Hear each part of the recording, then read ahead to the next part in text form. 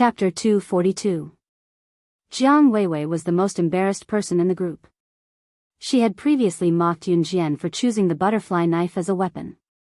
But now that she thought about it, wasn't she the laughable one? Jiang Weiwei paused for a moment before tossing the pistol in her hand onto the table. Then, she took out a small Swiss Army knife from her backpack and stuffed it into her pocket. Pistols were very conspicuous.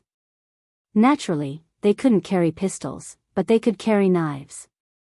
Moreover, they were only going to check out the situation tonight, not start the operation. Let's go. Yunjian's eyes moved. She swayed her long hair that was tied up tightly and led the way out. Naturally, she was talking to Jiang Weiwei. Perhaps Yunjian didn't really appreciate Jiang Weiwei, but since it was a mission, as long as Jiang Weiwei didn't do anything excessive, she wouldn't mind. Jiang Weiwei didn't respond to Yunjian's words, but she followed her out. After Yunjian and Jiang Weiwei left the room, Lu Shiyun and the others didn't stay idle. We'll split into groups and ask the residents about the Flying Sky Gang and the Iron Lock Gang. We'll gather back here in an hour. Lu Shiyun said to the other members. Thus, the group of people quickly dispersed. Some people in Country X's H province also spoke Mandarin. Only a small number of people were influenced by other languages. Therefore, there was no language barrier. Yunjian's figure dashed through the night.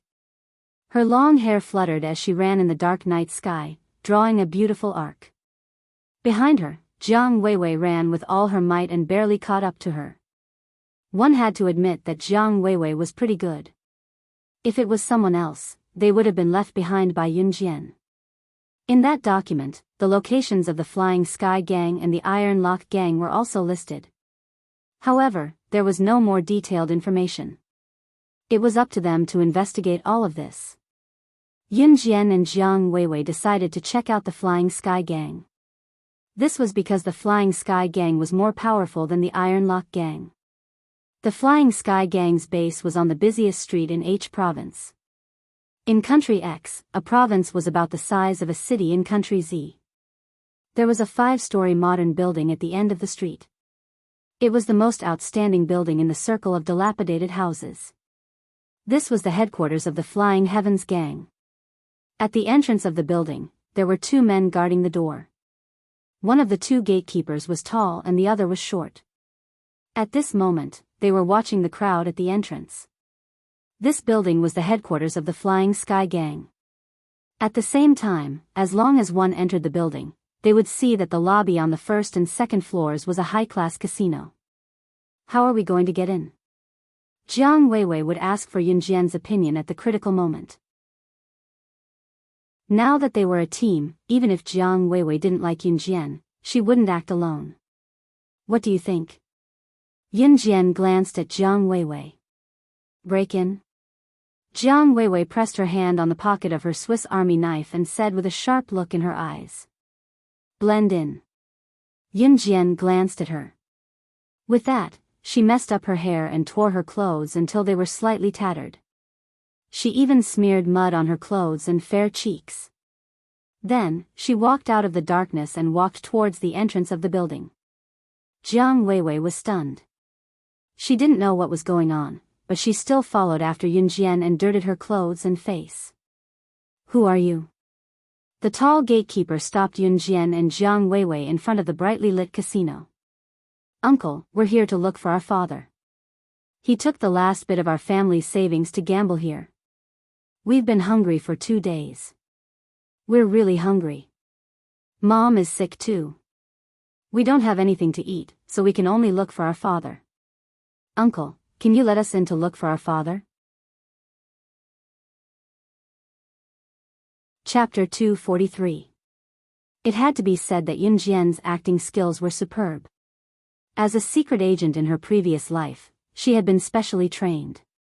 Not only did secret agents need the ability to kill in one move, but more importantly, they needed to know how to blend into the crowd and end the other party's life in one move when their guard was down and they were suspicious. Obviously, this was Yunjian's forte. And now, she was planning to blend in here. Perhaps it was because Yun Jian's accent was exactly the same as the locals in Country X's H province, coupled with her pitiful appearance and her tattered clothes. Also, Yun Jian and Jiang Weiwei were thin and weak to begin with. They really looked like they had been starving for a long time and came from poor families. Therefore, the tall man's heart softened.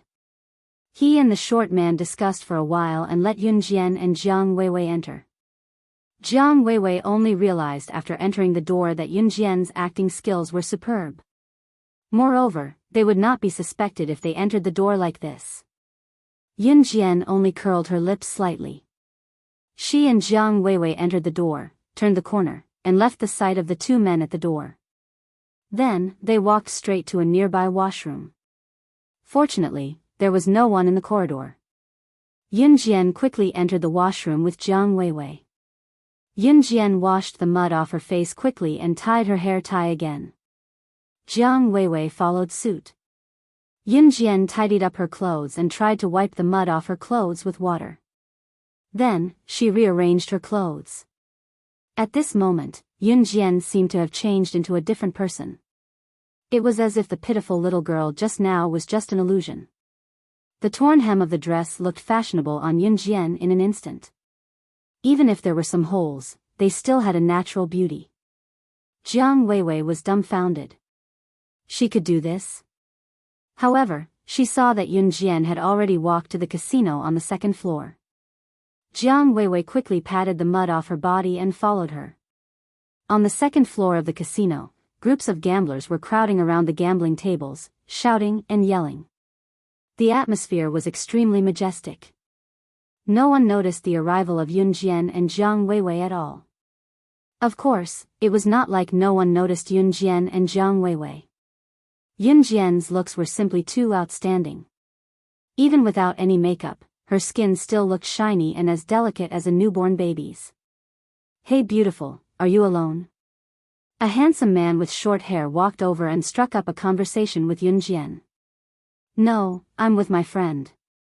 Yun Jian smiled generously and pointed at Jiang Weiwei. She was still thinking about how to blend in without leaving a trace, but she didn't expect someone to strike up a conversation with her. This was just as well. The man looked at Yun Jian awkwardly. He was a little sorry that he didn't see Jiang Weiwei just now. Then he reached out his hand and introduced himself to Yun Jian. "My name is Miran. You can call me Xiao Li." "She's Xiao Shui." Yun Jian didn't reach out to shake his hand. Instead, she made up a name. When she lied, she introduced herself to Miran without blushing or skipping a beat. "Oh, nice to meet you." Miran didn't embarrassingly return his hand. He bent 45 degrees to the side and bowed to Yun Jian and Jiang Weiwei like a gentleman to show his friendliness. "So, what game do you two beauties want to play at the casino?" After Miran finished speaking, he sized up Yun Jian again, his eyes filled with indescribable nakedness. As expected, he wasn't a good person. However, Yun Jian pretended not to notice anything. She blinked and asked innocently, "What game?" Miran was one of the people in charge of the casino. When he heard Yun Jian's words, he became even more excited. His gaze seemed to be able to see through Yun Jian. However, in his heart, he thought, it's been a long time since he played with such a pure student. Chapter 244. Can I make any conditions if I win? Yun Jian blinked. Her innocent smile made Miran's heart itch. Jiang Weiwei stood by the side without saying a word. At this moment, she also knew that if she were to face such a scene, she would probably be exposed as soon as she spoke. And Yun Jian was actually able to disguise herself to this extent. Even Jiang Weiwei, who didn't have a good impression of Yun Jian at the beginning, had to admit that even if she were to believe that Yun Jian was an agent of a country trained by a special agent unit, she would believe it. Therefore, Jiang Weiwei didn't say anything. Their mission was to seize that batch of firearms. Right now, they were still on a mission, and Jiang Weiwei was with Yun Jian. Therefore, no matter how much she hated Yun Jian, she wouldn't trip her up. At this juncture, if Yun Jian was really exposed, Jiang Weiwei intended to help her. Of course, I'm a man. I never lie. Miran patted his chest and promised. He softened his voice and continued to seduce Yunjian. Especially a cute girl like you. How could I bear to lie to you? These rather ambiguous words made Yunjian roll her eyes in her heart. Even Jiang Weiwei felt that Miran was disgusting. However, neither of them showed their emotions on their faces. But, I don't know how to play this. What should I do? Yunjian glanced at the gambling crowd and said. Miran was confused by Yunjian. He really thought that Yunjian had never gambled before. This was what he meant. Miran chuckled and tried even harder to trick Yunjian. It's okay, I'll teach you. Besides, if you lose, I won't ask for anything too excessive. Of course, it wasn't an excessive request. Miran had already made a plan in his heart. He wanted Yunjian to lose, then he would lure her step by step and trick her into bed. This was his real goal. He didn't believe that he wouldn't be able to charm such an innocent student. Of course, if Miran knew that Yunjian was not only the #1 secret agent, slaying God, in her previous life, but she had never met a match in the gambling circle. She was the lady gambler who was respectfully called the god of gamblers in this circle, yet she pretended to be a student who did not know how to gamble in front of him. Miran would probably be so angry that he would vomit blood. Yunjian was indeed known as the goddess of gamblers in her previous life. Back then, Yunjian had gambled wildly for an entire night at the internationally renowned Fengyun Casino. She had won a whole month's worth of profits from the Fengyun Casino, a total of $1 billion USD. In the end, Fengyun Casino had no choice but to beg her, the great Buddha, to leave. Okay. Yunjian pretended to be in a difficult position and nodded. Seeing that Yunjian had agreed, Miran became even more excited. At the same time, from Yunjian's expression, he was even more convinced that Yunjian was gambling for the first time. In that case, was there any suspense to the outcome of this gamble? Of course, he would win. Come. Let's play over there. Miran led Yunjian to a gambling table. He kicked away the gamblers who were still around the table and politely invited Yunjian to take a seat. Since it's your first time playing, little sister Shaoli, let's play a round of dice. As Miran spoke, he picked up 3 dice and placed them in front of Yunjian. At the same time, he covered the 3 dice with a bowl.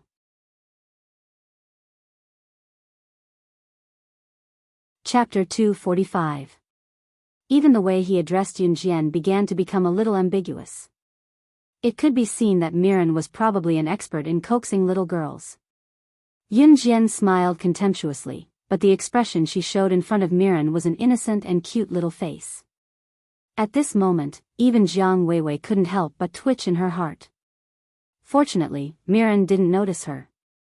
Otherwise, with her performance, she would have been seen through long ago. This. Just shake the bowl like this? Yunjian continued to act like a novice who didn't know anything. Yes, the 3 dice are in the bowl. Shake it however you want, and then we'll guess the size of the dice. Miran narrowed his eyes. He really thought that Yunjian didn't know how to play, so he patiently explained. The dice had 6 faces, and there were 1, 2, 3, 4, 5, 6 points on each of the 6 faces. The 3 dice were shaken under the lid of the bowl. After shaking the bowl, they opened the bowl to see the size of the 3 dice. The gamblers would announce the size of the dice before the dice began to roll. This was a form of gambling in the gambling arena, gambling dice. Mi Luan explained to Yunjian patiently, glancing at her from the corner of his eyes as he asked with a mischievous smirk, Shaoli, do you get it now that I've explained it this way? Understood. Yunjian pretended to be enlightened and nodded at Miran. Then let's begin. Miran narrowed his eyes and spoke in a wretched tone, little sister Shaoli, do you want to bet big or small? I bet big. Yunjian narrowed her eyes. Since Miran wanted to give her a round, why should she reject his good intentions? Bet big? Little sister Shaoli, are you sure? If you bet big, you will lose. Are you sure you want to bet big? Mirren said loudly. At the same time, she glanced to the side and said to Yunjian. I'm sure. Yunjian also narrowed her eyes. At the same time, she reached out and covered the bowl with the 3 dice. Mirren had done something. In fact, Mirren had installed a regulator inside the bowl. The 3 dice were covered in the bowl, and the size of the dice could be controlled. In other words, if Yunjian bet big, the die in the bowl would become small. If Yunjian bet small, the die in the bowl would become big. No matter what, she couldn't win. And the person who controlled the regulator in the bowl was nearby. Coincidentally, Yunjian caught Mi Luan's glance just now.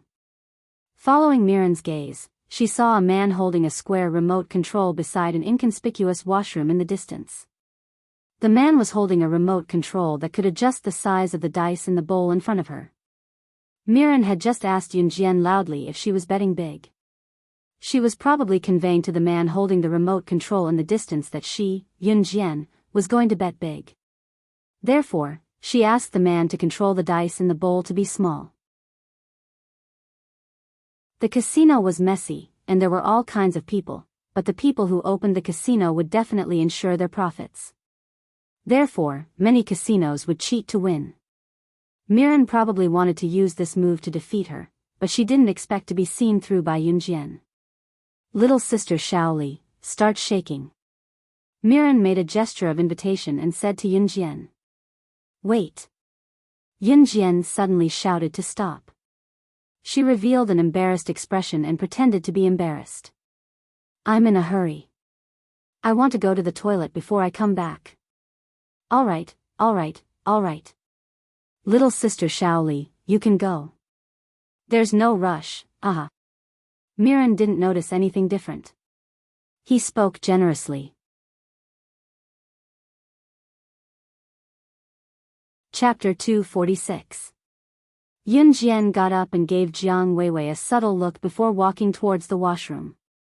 Although Jiang Weiwei was surprised, she wasn't a fool. Other than her competitive nature, she was also very smart. She was considered a powerful character among the candidates for the special forces. These were all true.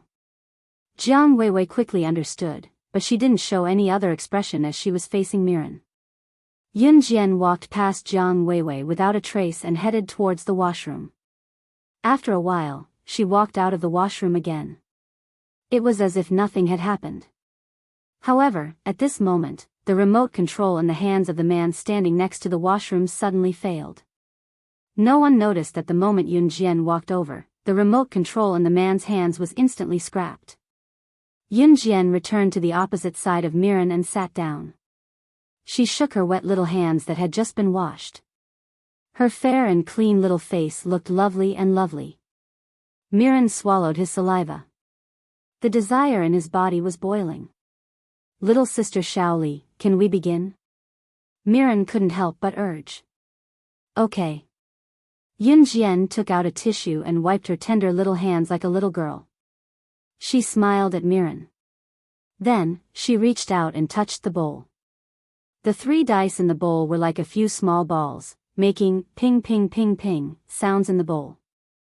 Yunjian shook her hands twice and stopped. She smiled at Mirren, only to see that he couldn't wait to lift the lid of the bowl. He couldn't wait to see Yunjian lose to him. At the same time, he could logically make his, not excessive, request. Thinking up to here, Mirren's mouth was still speaking with a hint of an evil smile. Little sister Shaoli, actually, there is a trick to playing this kind of dice. However, this is your first time playing, so even if you lose, it's normal.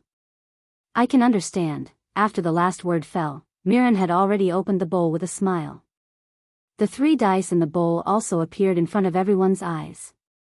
5, 5, 6. Big. It was actually big. Did this mean that Yunjian had won? Mirren stayed in the act of lifting the bowl for a long time, stunned. I won. Shouldn't you agree to my request and let me make a condition? Yunjian blinked. She smiled shyly and continued, you promised me. Jiang Weiwei was dumbfounded. She looked at the scene in front of her in disbelief. Who would have thought that Yun Jian would actually win? She even gambled. Miran's face instantly darkened, and his face darkened. No one knew what this represented. He had installed a regulator in the bowl, so it was impossible for him to lose. The only possibility was, could it be, this little sister Shaoli, in front of him? She had seen through it long ago? Miran was not stupid. He was able to sit in the position of one of the people in charge of the Flying Sky Gang casino. Not only did he rely on brute force, but more importantly, he had to have a brain. He suddenly remembered Yun Jian's action of going to the washroom just now. Miran's expression did not change. He stood up fiercely and slammed the table. Then, he glared at Yun Jian and Jiang Weiwei. His expression suddenly changed. He flipped the gambling table over and shouted in all directions, "Arrest the two of them." Seeing Miran's sudden change in expression, Yun Jian was not in a hurry. She had just been testing Miran. If Miran was stupid, then she would naturally be able to find out about the firearms. Unfortunately, Miran was not stupid. Yun Jian narrowed her eyes. She watched as the gamblers around the casino ran away in fear. A group of people with guns rushed out from the back of the casino. Her expression did not change. Jiang Weiwei's face turned pale. The underworld here was not like the underworld in Country Z.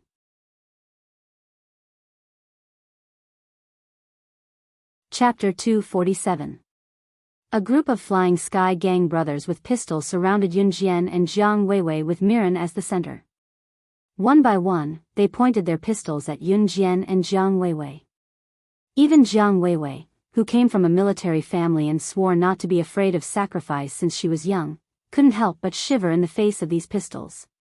Miran, who was standing at the front, stopped pretending. He smiled at Yun Jian and snorted, "My little sister Shaoli, stop pretending. Heh, I originally wanted to play with you because you were beautiful, but since you came with ill intentions, don't blame us for being impolite." Miran had already listened to the teachings of the Flying Sky Gang's boss. Before the recent arms trade between the Flying Sky Gang and the Iron Lock Gang, anyone who was suspicious had to be cautious when coming into contact with them. That was why when Miran realized that something was wrong, he didn't say anything. He waited until he was sure before making a move. It turned out that Miran was already on guard. Yun Jian's lips curled slightly. Jiang Weiwei stood back to back with Yun Jian. Compared to Yun Jian, Jiang Weiwei never thought that they would be exposed. This seemingly obsessed Miran was actually not as simple as she seemed on the surface. As expected, it was not easy to deceive. But the most despicable thing was that they only had knives in their hands, while the other party had so many people, and everyone was holding pistols. Jiang Weiwei finally knew why Gu Yunjian's tone was heavy when he asked them to complete the mission. However, she, Jiang Weiwei, was also a person who could bend and stretch. She never regretted the choice she had made. At critical moments, she would still throw all personal grudges to the back of her mind. Jiang Weiwei leaned against Yun Jian's back and asked Yun Jian in a low voice, "What should we do?" "Listen to my instructions." Yun Jian also replied to her in a low voice. The interaction between Yun Jian and Jiang Weiwei was not seen by Miran and the others. Miran, on the other hand, laughed heartily. One of Miran's subordinates suggested, "Lord Miran, these two women are probably undercover police agents, right?" Humph, you don't even look at yourself. How dare you behave atrociously in our Flying Sky Gang? Why don't we teach them a lesson? We'll *CK them right here so that we can have some fun too. What do you think? Ha ha ha. This was a casino, surrounded by gamblers who did not dare to escape. The dirty words of Miran's subordinate made a group of Miran's other brothers feel restless. Making love with these two women in public, it was probably going to be a different experience. You dare? Aren't you afraid that our people will avenge us? Although Jiang Weiwei was a woman who knew when to bow and submit, she would rather commit suicide than be humiliated to death. Thus, she clenched her teeth and said hatefully. Before Miran could speak, his subordinates began to mock Yun Jian and Jiang Weiwei on his behalf. Why wouldn't I dare? TSK, do you really think our Flying Sky gang is an ordinary gang? Do you think I'm afraid of your people? Miran's subordinate continued to brag, and then he exaggeratedly used an example to show off the power of his Flying Sky gang. Do you know Slaying God, the top secret agent on the international secret agent ranking? Look at how young you two are, I'm sure you don't know. Let me tell you. Even the younger brother of Slaying God, who was known as the strongest secret agent in the secret agent world, was arrested, and Slaying God went missing because of this incident. Our Flying Sky gang was involved. Don't you think our Flying Sky gang is powerful? Even a big shot like that was fooled by us. The more this person boasted, the more enthusiastic he became. He looked as if he was afraid that others would not know that he was from the Flying Sky gang. However, this person did not know the actual facts. He only heard that Slaying God went missing because of this incident, and the Flying Sky gang was also involved in the incident, so he could not help but exaggerate a little. What no one expected, however, was that Yun Jian's face darkened when she heard the man's words.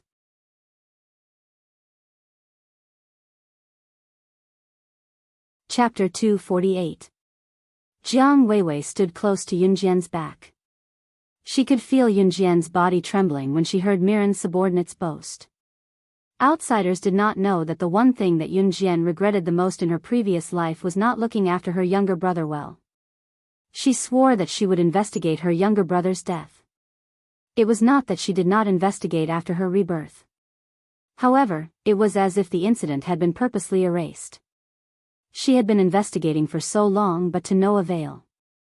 Today, she heard about it from a subordinate of the Flying Apsara gang.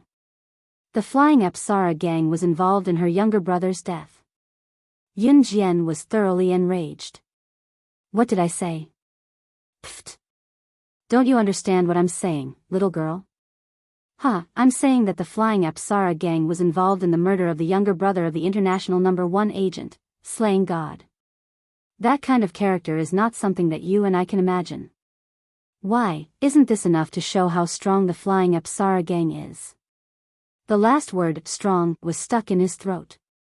Before Miran's subordinate could finish a string of words, he fell to the ground with a puff and died with a kick of his legs. Everyone was shocked by the turn of events. There was a blade stuck in the neck of the dead man who suddenly fell to the ground. The blade was 3 inches into the neck and the force was enough to kill someone on the spot. For someone to be able to exert such strength, other than an assassin, it would be a special agent. The group looked in the direction where the flying dagger came from and saw Yun Jian playing with the flying dagger that came out of nowhere. Murder. Her blade can kill people. At that moment, a gambler lost control and exclaimed. There was a hint of horror in his words and his fear of Yun Jian. Miran and the rest were scared out of their wits by Yun Jian's action. No one saw how Yun Jian attacked earlier, but she had already killed someone. Kill her. Shoot them. Miran pointed at Yun Jian and Jiang Weiwei and yelled at his subordinates. At this moment, how could Miran still want to play with Yun Jian and Jiang Weiwei? She was someone who could kill someone right in front of everyone's eyes without letting anyone see how she did it. How terrifying was it? However, before Miran could react, Yun Jian had already moved. Her figure quickly shuttled between Miran's group of men who were still loading their guns. Wherever Yun Jian passed, people would fall to the ground and die. Until later, Miran's subordinates all died miserably. All of them had one thing in common. Their throats had been slit. Yun Jian held the butterfly knife that she had taken out from her waist at some unknown time. A drop of blood dripped from the tip of the knife as she walked towards Miran. So what if you have guns? You guys who don't know how to use guns are still a bunch of trash.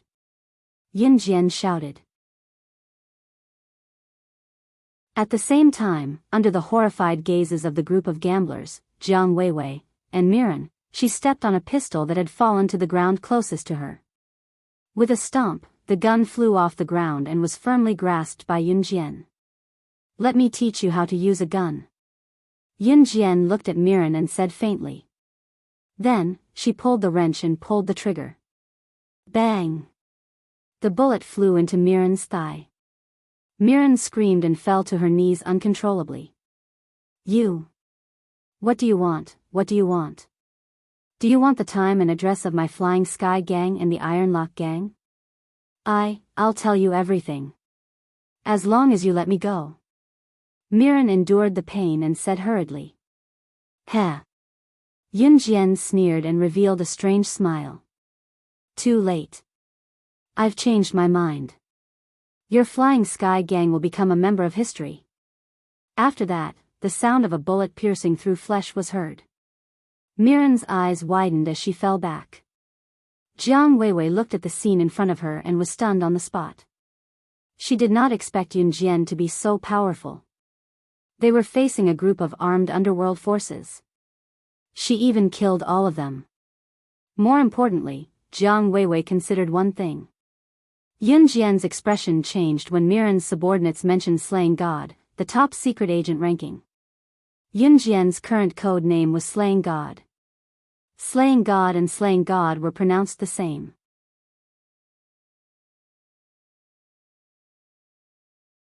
Chapter 249. Although that was what Jiang Weiwei thought, she quickly tossed the thought to the back of her mind. Even if Yun Jian was related to the agent, Slaying God, now was not the time to think about it. Yun Jian had gone on a killing spree here.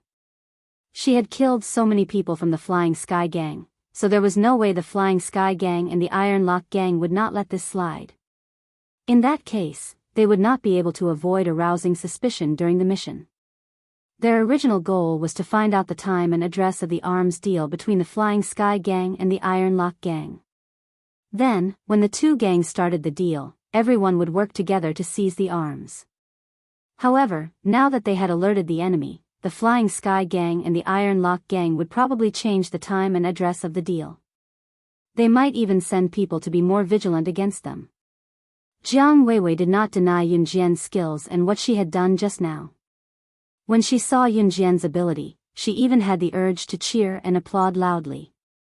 It was a fact that Jiang Weiwei looked down on the weak. However, she respected the strong.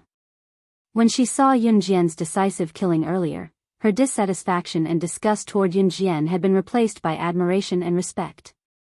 Should we retreat first? Jiang Weiwei turned to ask Yun Jian.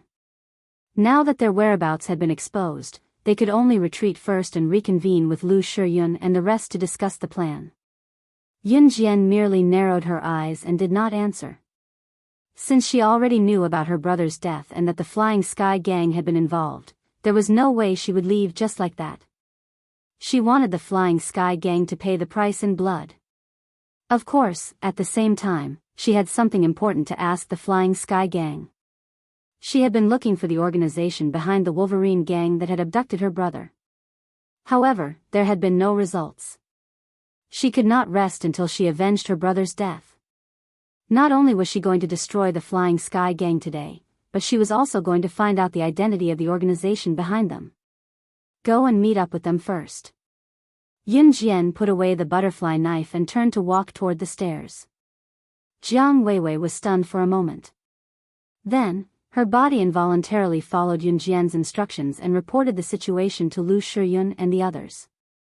It was only after Yun Jian and Jiang Weiwei left that the gamblers dashed outside in a panic like they were fleeing.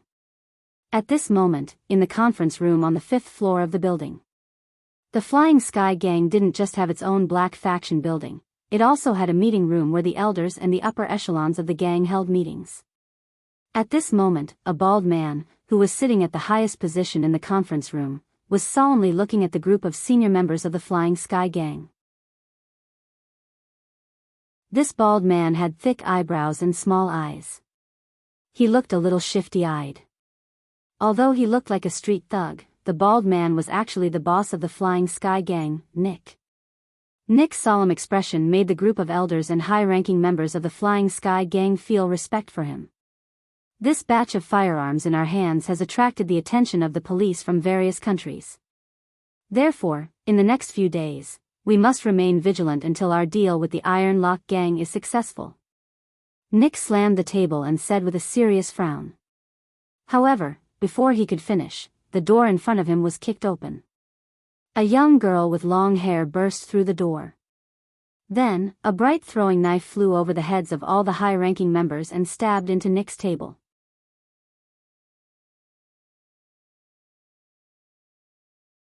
Chapter 250. The people in the conference room on the 5th floor didn't notice anything that happened in the casino on the 2nd floor.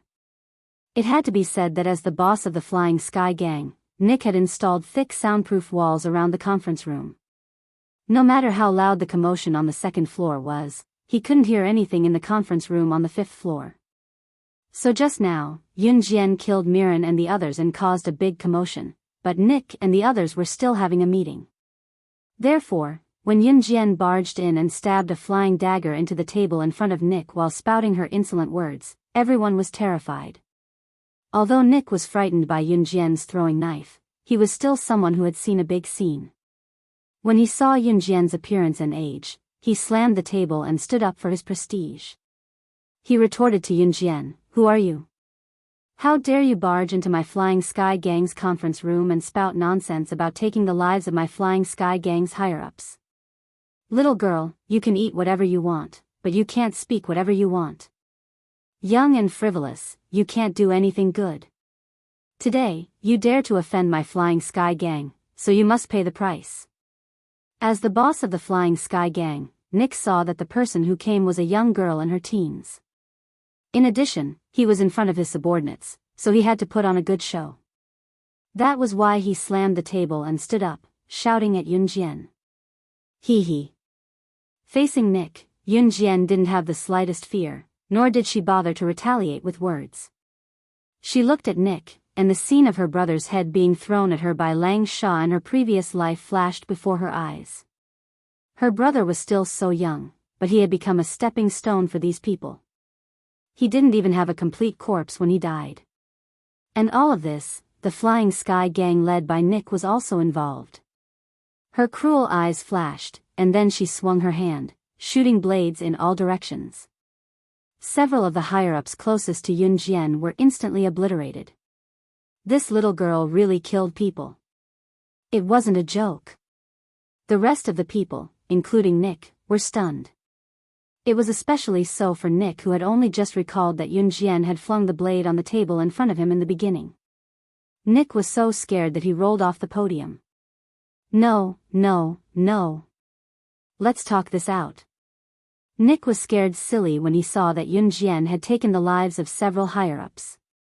Even if he was a fool, he could tell that Yun Jian was skilled, so he quickly begged for mercy. "Little girl, I didn't recognize Mount Tai just now and offended you. Please don't hold it against me." Nick's attitude changed too quickly. At the same time, he revealed a strange yet friendly smile and looked at Yun Jian. "Little sister, our Flying Sky Gang has no enmity with you. Why are you making things difficult for us? Right? How about this, you can leave. We promise not to pursue this matter, okay?" Yun Jian narrowed her eyes at Nick's words. "No enmity?" Yun Jian repeated Nick's words through gritted teeth.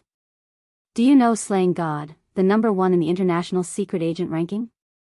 Yun Jian raised her brow and looked at Nick and the rest with a chuckle. Nick's eyelids twitched, but he managed to react in time. He gulped and asked, Why, answer me."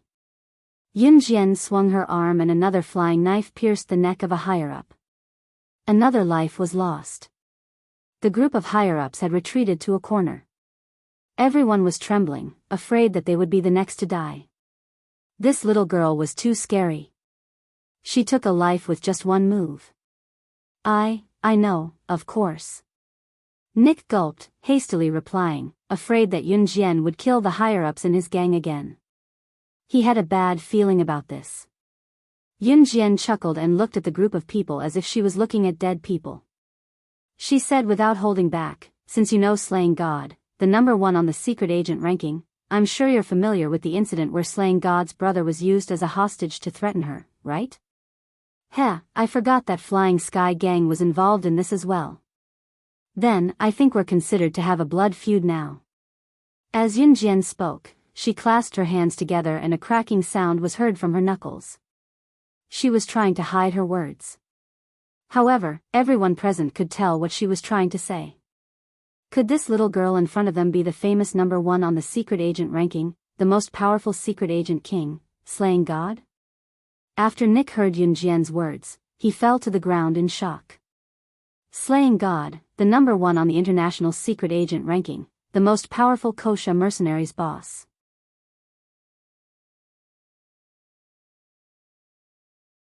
Chapter 251. What?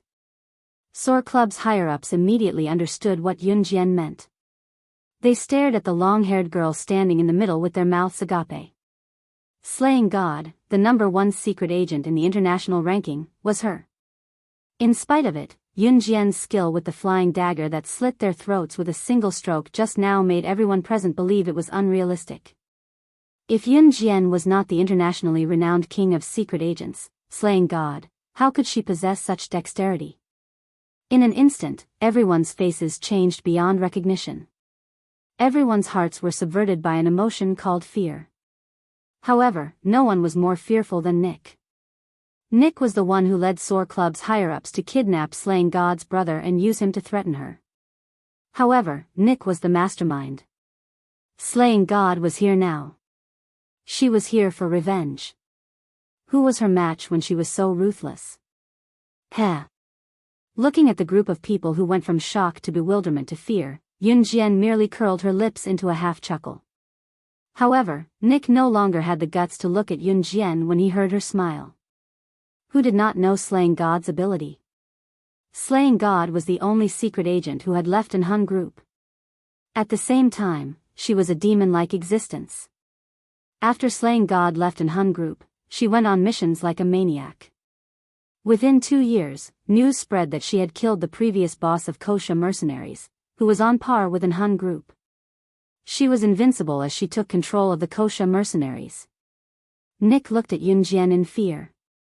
His legs gave out when he heard Yun Jian's soft exclamation. He quickly got up and crawled toward Yun Jian on his knees. No, I'm wrong. I'm wrong. I didn't want to be involved in that incident. We were forced to do it. Please let us go. Nick knelt in front of Yun Jian with trembling legs. The man who was so bold and prideful earlier was now as cowardly as a piece of trash. This was the way of the world. In this world, the strong were respected. If you are weak, you must bow down to the strong. Nick was no exception. One must know that Slaying God, the number 1 on the international secret agent ranking, was a king who had climbed out of a pile of dead bodies. The way the Hun organization trained their assassins and agents was brutal. Hundreds and thousands of children were captured and trained by the organization. In the end, only 3 survived. Slaying God was the most powerful of the 3 survivors. From this, it could be seen that the reason why Nick knelt before Yun Jian on the spot after knowing what had happened was not because he was weak. He knew very well that if Slaying God wanted to kill him, it would be no different from killing an ant. Oh.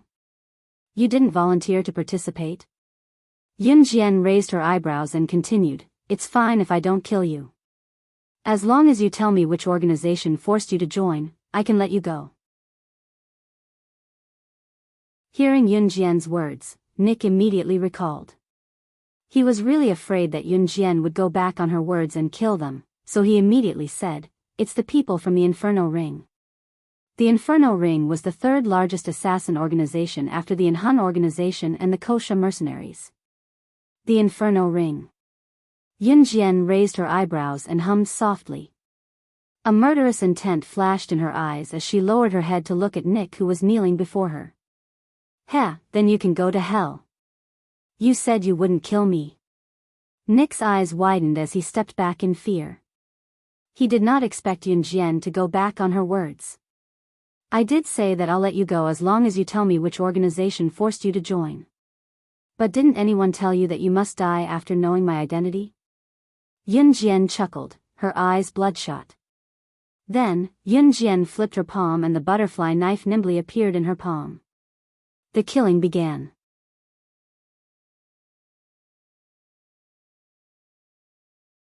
Chapter 252. Yun Jian's eyes were bloodshot. She knew that these people were the ones who had caused her brother's tragic death, so she wanted to die a quick death. She, slaying God, had always been protective. Her brother's death had always been a knot in her heart. Therefore, the higher-ups of the Flying Sky Gang who had participated in her brother's matter must pay the price for their actions. In the hotel, Lu Shiyun and the rest were shocked when they heard what Jiang Weiwei, who had returned first, said. Jiang Weiwei told them about how they had exposed their whereabouts, including how Yun Jian had killed Mi Luan and the rest. After the shock, Lu Shiyun, as the captain, was naturally the calmest. He frowned and said to everyone, since our whereabouts have been exposed, we must take other measures to seize that batch of firearms. No need. Just then, the door outside the room opened and Yun Jian walked in. Yun Jian, little girl, where have you been? Why are you only back now? I was shocked when I saw that only Jiang Weiwei had returned. I was afraid that something had happened to you. Chu Ning was relieved when she saw Yun Jian return. Jiang Weiwei did not explain why Yun Jian did not return with her. Yun Jian winked at Chu Ning discreetly, then looked at the rest and continued, I've found that batch of firearms. We can go get it now. Naturally, Lu Shiyun and his men did not know that Yun Jian had already wiped out the Go-Go Gang's higher-ups, including their boss. The usually quiet vice-captain, Hong Fan, could not help but ask Yun Jian, are we going to get it now? There are thousands of people in the Flying Sky Gang, not to mention that their boss is no pushover. Even our commander, Gu Junjian, won't attack the Flying Sky Gang easily. Are we going to get it now? Are you sure it'll work? Idiot Hong, since little sister Yun Jian said that we can go get it, of course, there's a reason for it. Chu Xiangnan, who was standing next to Hong Fan, spoke up for Yun Jian and even nudged Hong Fan with his elbow. Hong Fan was the most meticulous person in the group. At the same time, he loved to study and was very knowledgeable about technological products. However, he was a man of few words. Therefore, Chu Xiangnan gave him a nickname, Idiot Hong. Hong Fan glared at Chu Xiangnan. He pretended not to hear how Chu Xiangnan addressed him and turned to look at Yun Jian. Hong Fan didn't have any other meaning. He was just used to deducing facts. He believed that it was impossible for the few of them to directly go to the Flying Heavens faction's territory to retrieve the firearms. Yun Jian lowered her eyes and said calmly, the Flying Sky Gang's leader, Nick, and 18 other high-ranking members are dead. The remaining members of the Flying Sky Gang are no longer a threat, so we can go retrieve the firearms and report back to our country. What? The boss of the Flying Sky Gang is dead? All dead. A series of exclamations rang out. Everyone looked at Yun Jian in shock. The death of a gang's boss and the upper echelons meant that the gang had completely collapsed. Even if there were still people to replace them in the later stages, that was only the later stages. At least for now, it was absolutely easy for them to steal the firearms. Oh my God. They had just arrived for the mission. They hadn't even been here for half a day. And the result? The mission was almost completed. Even the official Advanced Special Forces soldiers had a hard time carrying out this mission, but they completed it in less than a day. Was this a dream?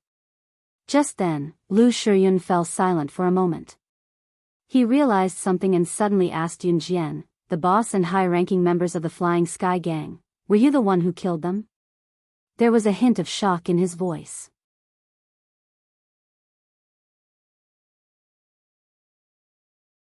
Chapter 253. Only God knew how shocked they were when Yun Jian nodded. Yun Jian was the latest to join the team and was also the youngest. In the cross-country run earlier, she might have gotten first place because of her developed motor nerves and good stamina. However, at this point, there was no longer anyone who did not believe it. When Jiang Weiwei came back, she told them in detail about how Yun Jian had killed Mi Luan and the rest. Now that Yun Jian had killed the Go-Go Gang's senior members, including the gang's boss, Nick, they would not doubt it. They were in disbelief. Shock and fear. How terrifying was Yun Jian's skill to be able to do that? Let's steal the firearms while the Go-Go gang is in chaos. You guys know how to drive, right? I've checked it out just now. The firearms are all loaded in trucks, 4 in total. I can drive one, you guys can take the other 3, Yun Jian told them. Lu Shiyun answered quickly, we can. Hong Fan, Fang Xiaoran, and I have all gotten our driver's licenses. It's no problem for us to drive the trucks. In the outside world, they all addressed each other by code names, but in this room, there was no need for that. What's more, the most dangerous people were already dead. Lu Shiyun did not ask why Yun Jian knew how to drive a truck as well. In fact, Yun Jian had become an omnipotent figure in their hearts. If it were not for her, it would be difficult for them to complete the mission, what more completing it in less than half a day. Before they departed, Lu Shiyun contacted Gu Junjian. Yun Jian then led them to steal the 4 trucks. There were no obstacles along the way.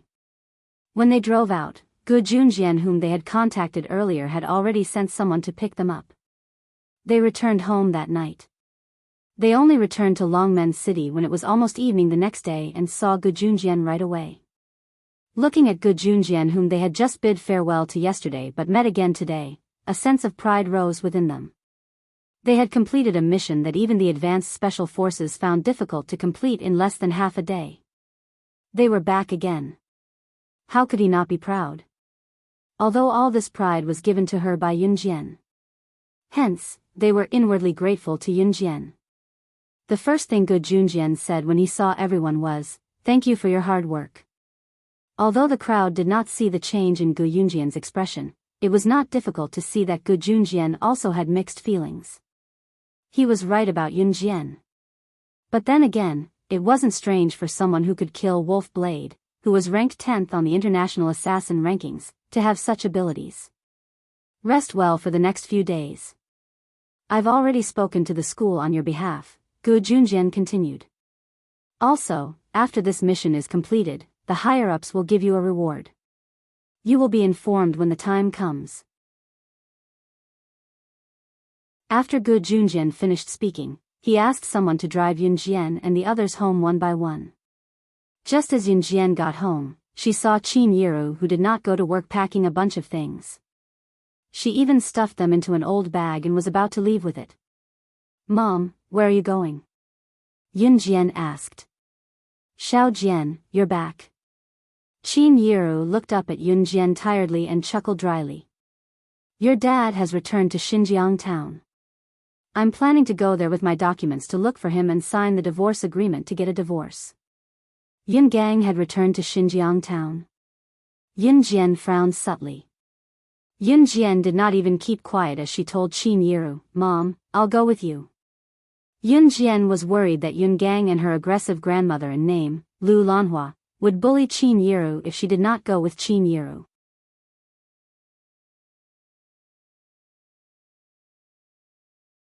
Chapter 254. Qin Yiru did not refuse this time. After the previous incident, she no longer treated Yun Jian as a child. Moreover, she was not confident about going back alone. After all, with her mother-in-law Lu Lanhua's shrewish personality, if they really got into a fight, it was unknown whether the divorce would go through. If Yun Jian went back with her, it would give Qin Yiru a sense of security. Okay. Qin Yiru nodded. Then let's go take the bus now. Okay, Yun Jian agreed.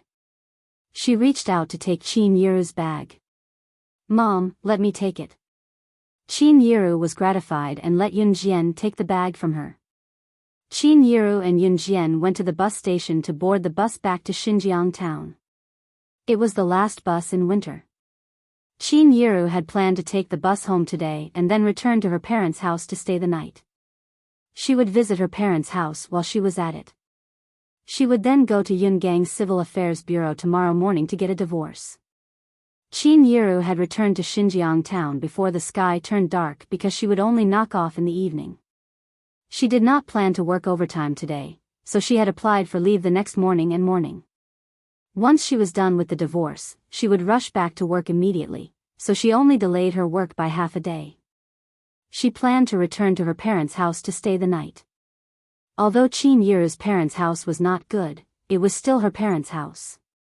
At the end of the day, she had to be filial to her mother because her mother was the one who raised her. No matter how disharmonious they were, she could not lose her filial piety. Qin Yiru and Yun Jian only arrived at Xinjiang town when it was already dark. Qin Yiru carried a big bag of fruits back to her parents' house. When she opened the door to her parents' house, she looked around but did not see anyone. "It's probably because your grandmother and the rest aren't here," Qin Yiru mumbled softly to herself. Yun Jian did not want to come here. After all, Zhang Meihua's family had treated Qin Yiru and her like that. However, according to Qin Yiru, she was still her mother no matter what. She still had to show her filial piety. At most, she would avoid contact with her in the future. Not long after she said that, a few people walked in. Zhang Meihua and the others came back from the market with a bunch of vegetables, fruits, fish, and meat. It was as if they were going to hold a big banquet. At that moment, they all had smiles on their faces. The cheerful smiles froze abruptly when they saw Yun Jian and Qin Yiru. Fear flashed across their faces. Zhang Meihua, her face turned green when she saw Yun Jian. Oh God, why was her terrifying granddaughter here again? The last time Yun Jian threw a flying dagger at them, the scene where the dagger got stuck in the wall was still fresh in their minds. Zhang Meihua, in particular, had peed her pants on the spot. She still shuddered when she recalled it today.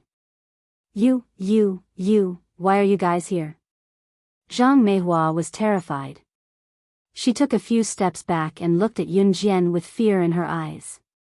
Qin Liqian followed behind Zhang Meihua and stared at Yun Jian fearfully as well. He looked like he had seen a ferocious beast in the river. If others were to see this, they would probably snicker. After all, Zhang Meihua was Yun Jian's grandmother and Qin Liqian was Yun Jian's uncle. Both of them looked panicked and fearful when they saw Yun Jian. It was truly shocking. Mom, don't be scared. Xiao Jian and I came back today to visit you guys. I'm planning to file for divorce with Yun Gang tomorrow morning, so we'd like to stay here for the night. Also, here are some fruits. Xiao Jian and I picked them out from the fruit stall beside the bus stop. They're fresh, so we brought them for you guys to try. Qin Yiru placed the fruits on the table. Zhang Meihua had long felt Yun Jian's threatening gaze. How would she dare to chase them away? The lesson from last time was unforgettable. Okay, stay. Feel free to stay. Zhang Meihua took a few glances at Yun Jian and gulped. Qin Yiru smiled when she heard that. This was her mother after all. Even if she did not like them, she did not wish for them to become enemies. Right, Mom, you guys bought so many things. Are you treating us to dinner? Qin Yiru asked with a glance at the things Zhang Meihua had brought back. Zhang Meihua had calmed down and her attitude was not as harsh as before. Probably due to her fear of Yun Jian, her tone was gentler. It's Fangfang who's coming back to visit her parents today.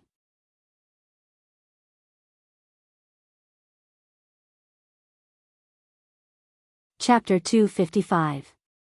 Qin Yiru smiled when she heard that Qin Fangfang was coming back.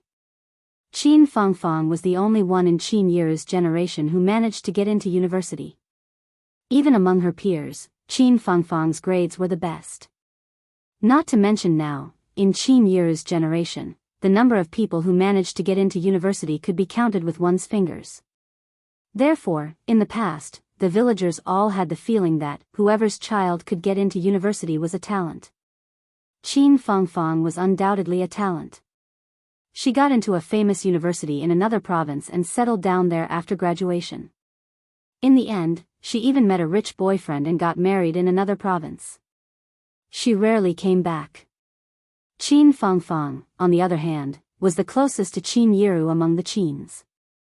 The two sisters were so close that they could talk about anything. However, Qin Fangfang went to university, worked, and got married, so she did not have time to come back.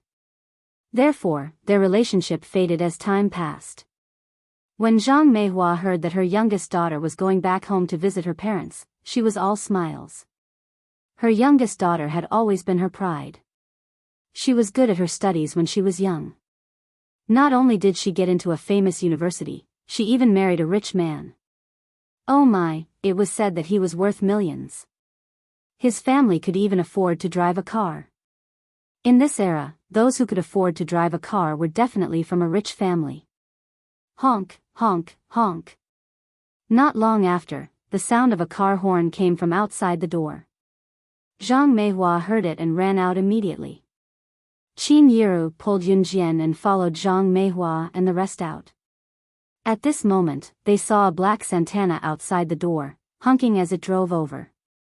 Hearing the honking along the way, some of the neighbors who were at home for a blind date ran out and looked at it with envy. Someone even pointed at the Santana and shouted, "Look, it's a car." Rich people. In this era, it was rare to see a car in a small town like Xinjiang town. Even if there was a car, it would only be driven back by the rich who went out to work. In the entire town, there were probably only 1 or 2 families who could afford to drive a car.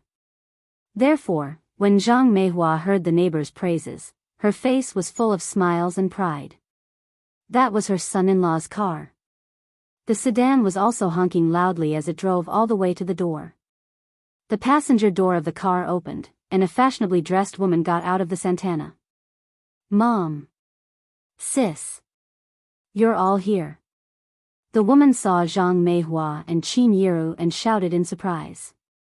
This fashionably dressed woman was undoubtedly Qin Fangfang, Qin Yiru's sister and Yunjian's aunt. She looked happy just a moment to come back. She frowned, her face, who was just radiant just now, instantly, her face, who was just now, she was too, who was just a moment ago, she, who was just a moment ago, she. Her to s to look, she was to her to be, was to be too's. No, it's the same as the last time I saw you. Qin Yiru chuckled awkwardly, trying to ease the tension. You have to take good care of yourself. Qin Fangfang consoled Qin Yiru. She then noticed Yunjian who was standing beside Qin Yiru. She took a few glances at Yunjian and exclaimed in surprise, "Ah, is this Xiao Jian? You've grown so big. Xiao Jian, this is your aunt. Quick, greet her." Qin Yiru nudged Yunjian with a smile. Yunjian had a good impression of Qin Fangfang when she saw how well she treated Qin Yiru. "Auntie," Yunjian called out. "Oh, good girl." Qin Fangfang beamed. "Oh my, what is this lousy place? It's so shabby. Fangfang, come over quick." A wealthy woman in her 50s or 60s alighted from the Santana. She was dressed in branded fur and her tone was indescribably smug. This person was Qin Fangfang's mother-in-law, Zhu Hengxiang.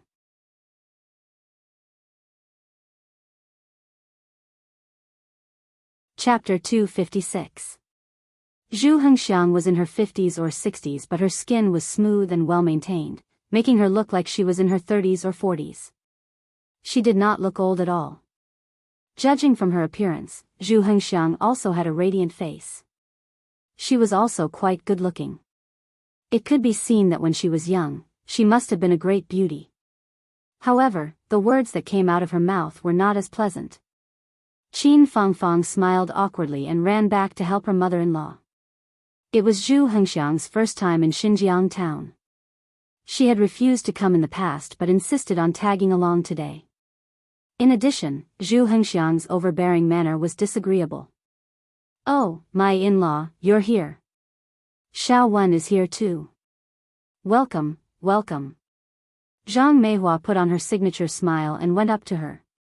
Zhang Meihua had met Zhu Hengxiang before. She was the one who had gone out of the province to discuss Qin Fangfang and Sun Baiwen's wedding. "I can't afford to be in-law." Zhu Hengxiang did not give Zhang Meihua any face. After she finished speaking, she muttered a few more words. "Oh my, this place is so shabby. It's so shabby and small. I really don't know how to live here. Zhu Hengxiang grew up in a wealthy family and was a typical landowner's daughter. She had been living in the upper middle-class society and had always looked down on those who lived at the bottom of society. Zhu Hengxiang quite liked Qin Fangfang as her daughter-in-law, but she had intervened when she heard about Qin Fangfang's family background. Her son, Sun Baiwen, had his heart set on Qin Fangfang and even said that he would marry no one else but her in this life. Zhu Hengxiang was afraid that her son would really not marry and the Sun family would have no descendants in the future, so she agreed to it reluctantly. Zhang Meihua and the rest heard Zhu Hengxiang's grumbling and smiled awkwardly. Sun Baiwen smiled as well. Sun Baiwen was different from Zhu Hengxiang. Although Zhu Hengxiang gave birth to Sun Baiwen, he looked gentle and polite. He was also a nice person and would not point out other people's shortcomings. "Mother-in-law, we're here in Longmen City for something, so we thought we'd drop by to visit you." Fangfang picked out quite a number of gifts and they're in the trunk. "Let Brother Qian help me get them," said Sun Baiwen. All right. Here's the money, go and get it from little one." "Go." Zhang Meihua couldn't stop smiling this time. She even patted Qin Liqian and urged him. Qin Yiru, who had been ignored, smiled awkwardly. Yun Jian, on the other hand, narrowed her eyes and remained silent. With Qin Yiru's help, a sumptuous dinner was quickly prepared. However, Zhu Hengxiang still said with disdain, "Is that all?" These words made Zhang Meihua feel awkward again. After all, this table of good wine and meat was something that they usually couldn't bear to eat. "Right, Xiao Wen, is there anything you need this time in Longmen City?" Zhang Meihua asked as she filled Sun Baiwen's third bowl of rice. After all, Qin Fangfang's family seldom came back, and Zhu Hengxiang was never willing to come here. Therefore, Zhang Meihua felt very strange. "Yes, there is." Sun Baiwen smiled and scratched his head, continuing, "Didn't we hear that Longmen City is going to hold an auto show soon? I heard that it's the biggest one in the country. It's going to be an exhibition of hundreds and thousands of luxury cars. We probably won't see it even once in a few decades. Our family sells cars as well, so we followed the trend and came to take a look." Zhang Meihua knew that Sun Baiwen's family made a fortune selling cars as well. "Are you serious? There's an auto show of this scale in Longmen City? How much money does it cost to hold a party like this?" Qin Liqian shouted excitedly when he heard that. Longmen City Auto Show. Yun Jian's eyelid twitched when she heard the name. It seemed that Zhang Zhifan had done his job of promoting it. Even people outside the province had heard about it.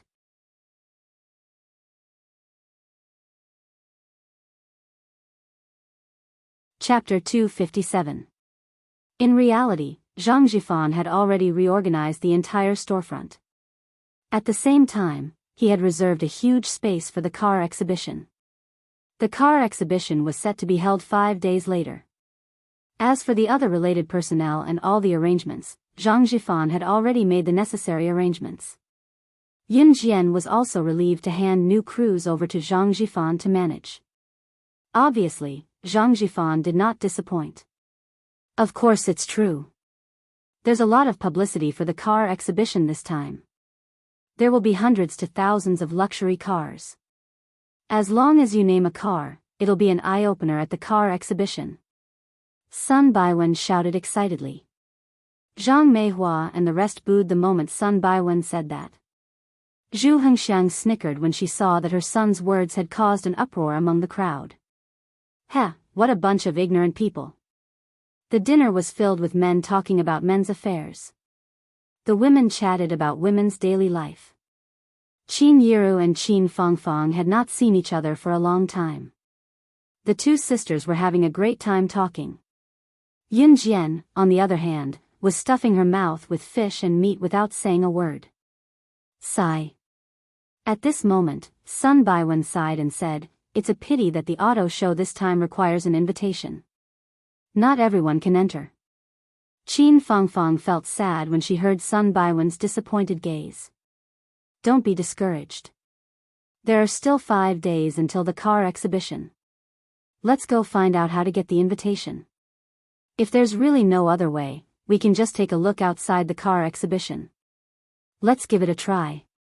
Qin Fangfang turned to look at her husband, Sun Baiwen, and stopped talking to Qin Yiru. Sun Baiwen looked at his wife Qin Fangfang's comforting voice and instantly warmed up. Is this the invitation to the car exhibition? Qin Yiru thought about it for a few seconds. She suddenly grabbed her bag and took out about 10 cards with a high-end sports car printed on the front and New Cruise Auto Show invitation written on the back. Sun Baiwen unconsciously glanced at the cards in Qin Yiru's hand, and he stood up in surprise. A sense of astonishment filled his heart. Right. This is the invitation letter for New Cruise's auto show. But why do you have it? And you have at least a dozen invitations in your hands. New Cruise only sent out 1,000 invitations to the outside world, and those who were invited were all leaders of the business world, Long Shao. Even we didn't have the right to be invited. Sun Baiwen stared at the invitations that Qin Yiru had taken out in shock, stupefied. The auto exhibition organized by New Cruise this time only invited the rich or powerful bosses. Even those big bosses only had one invitation letter in their hands at most. There were already people in the market who were buying the invitation cards at high prices just to witness the splendor of the country's largest auto show. One invitation card could be sold at a sky-high price. However, the problem was that many big bosses refused to sell the invitation cards because they wanted to witness the show's splendor. Under such circumstances, it was shocking that Qin Yiru could take out more than 10 invitations at once. Everyone looked at Qin Yiru in shock. I was given these by the manager of New Cruise when I was working there. He said that I could ask my relatives and friends to take a look. I don't know what these are and I didn't plan to attend such an event. I was planning to throw them away in a few days. Qin Yiru was stunned as well. She did not expect the invitation cards in her hand to be so important. You work at New Cruise? Sun Baiwen asked in shock as if he had discovered a new continent. Yes, I'm just a cleaning lady. Qin Yiru was at a loss. Cleaning lady, you got more than 10 invitations? Sun Baiwen almost fainted from the shock. He had thought of many ways to get an invitation card before he came, but he could not do anything in the end.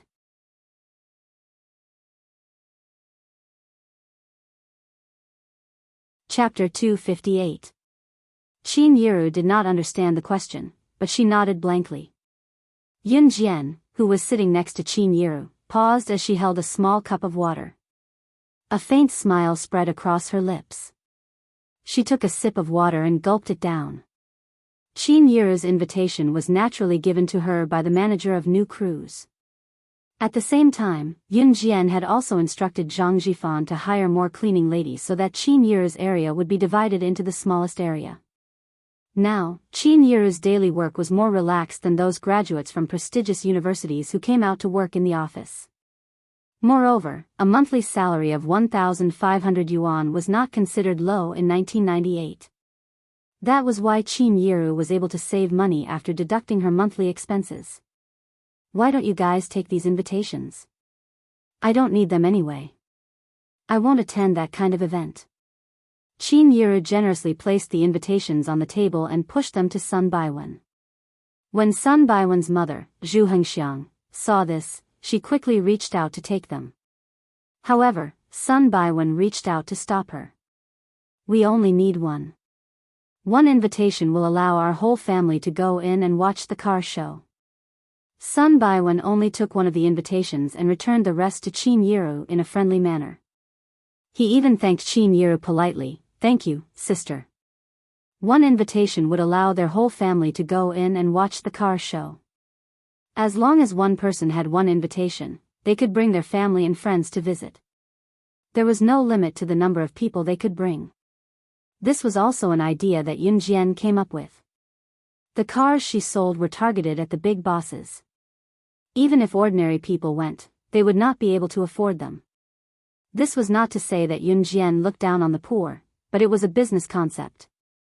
Of course, if the big bosses brought their family and friends to visit, it would be very different.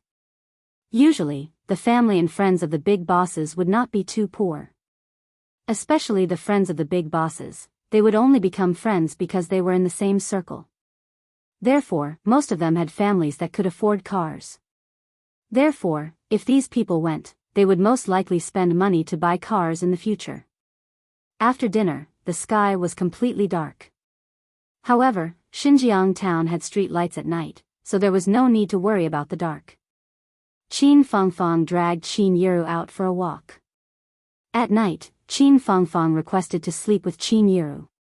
The two sisters had a lot of things to talk about since they were rarely together. Fortunately, there were plenty of rooms in Zhang Meihua's house, so she arranged one for Yunjian. Although Sun Baiwen couldn't hug his wife to sleep for the whole night, he could understand Qin Fangfang very well, so he agreed. The next morning, Yunjian returned to her first home since her rebirth with Qin Yiru. At the door, she also saw Yun Gang, her irresponsible father, whom she had met not long ago in the casino. Qin Yiru wanted to divorce Yun Gang, but Yun Gang refused. In the end, it was Yunjian's grandfather, Yun Zhong, who felt that his son had ruined the family and forced him to sign the divorce agreement. It was only then that the matter was settled. The matter was finally settled. When the Civil Affairs Bureau was done with the last step, Qin Yiru took a few deep breaths. The weather today was similar to when she and Yun Gang registered their marriage. The sun was high up in the sky. Under the sunlight, there was a hint of warmth amidst the cold. To be honest, she had lived with Yun Gang for so many years. It would be a lie to say that she had no feelings for him. However, as time went by, Yun Gang committed more and more mistakes. Her patience had been worn out. Yun Jian held Qin Yiru's hand. Holding her mother's rough hand, Qin Yiru made their way to the bus stop back to Longmen City. She swore that she would never let Qin Yiru suffer in the future.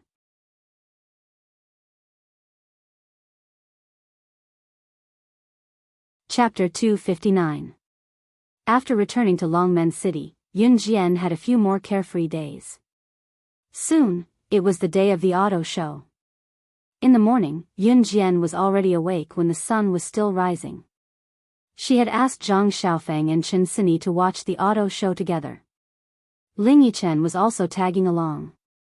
Both Zhang Xiaofeng and Ling Yichen were boys, so it was only natural that they were fond of racing and machinery. Once they heard that Yun Jian asked if they were interested in watching the auto show, they agreed without hesitation. When they found out that the auto show this time was the largest auto show in the country organized by new crews which had been in the limelight recently, Zhang Xiaofeng and Ling Yichen were dumbfounded. "Master, do you have an invitation for this place?" Standing at the entrance of the auto show, Zhang Xiaofeng glanced at Yun Jian and asked with a twitch of his lips as he watched the guards checking the invitations. "No." Yun Jian smiled breezily and led the way. "Oh, no." "Huh? No. How did we get in if we didn't?" "Hey, master, wait for us." Zhang Xiaofeng did not react for a moment before he caught up to Yun Jian's light steps with Chen Sini, who had been giggling with a hand over her mouth, and Ling Yichen, who was glaring at him. When they reached the entrance where the invitations were checked, Yun Jian and the rest were stopped. The guard did not recognize Yun Jian and assumed that Yun Jian and the rest were naughty kids and stopped them on the spot. His tone was not pleasant either. "This is an auto show, not a place for kids to play. Little girls and little boys, did you come to the wrong place?" The guard thought that he was the one who was checking the invitations for the auto show, so he was feeling smug. He spoke to Yun Jian and the rest in a dignified and confident manner. Yun Jian did not have an invitation because she did not bring it with her and there was no need for it. Ignoring the gatekeeper, Yun Jian typed a message on her phone and sent it out. Not long after, a strong man rushed out of the door. The person in charge was one of Zhang Jifan's brothers. He had followed Zhang Jifan out of Xinjiang town. The person's surname was Wu. Steward Wu was in charge of maintaining order in the venue.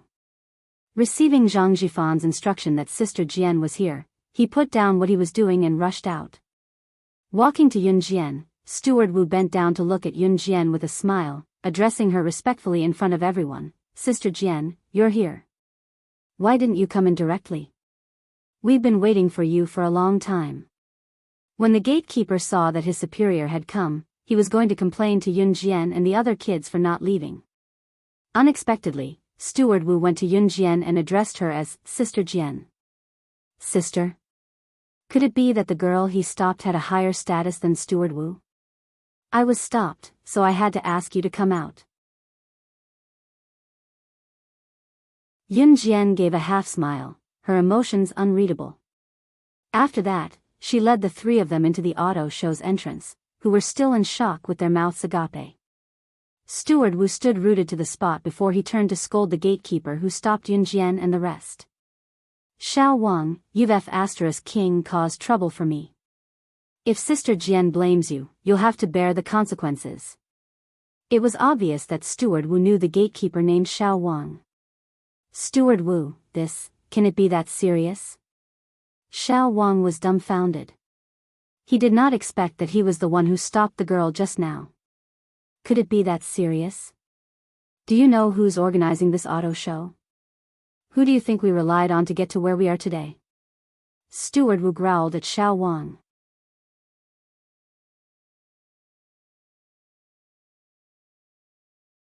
Chapter 260.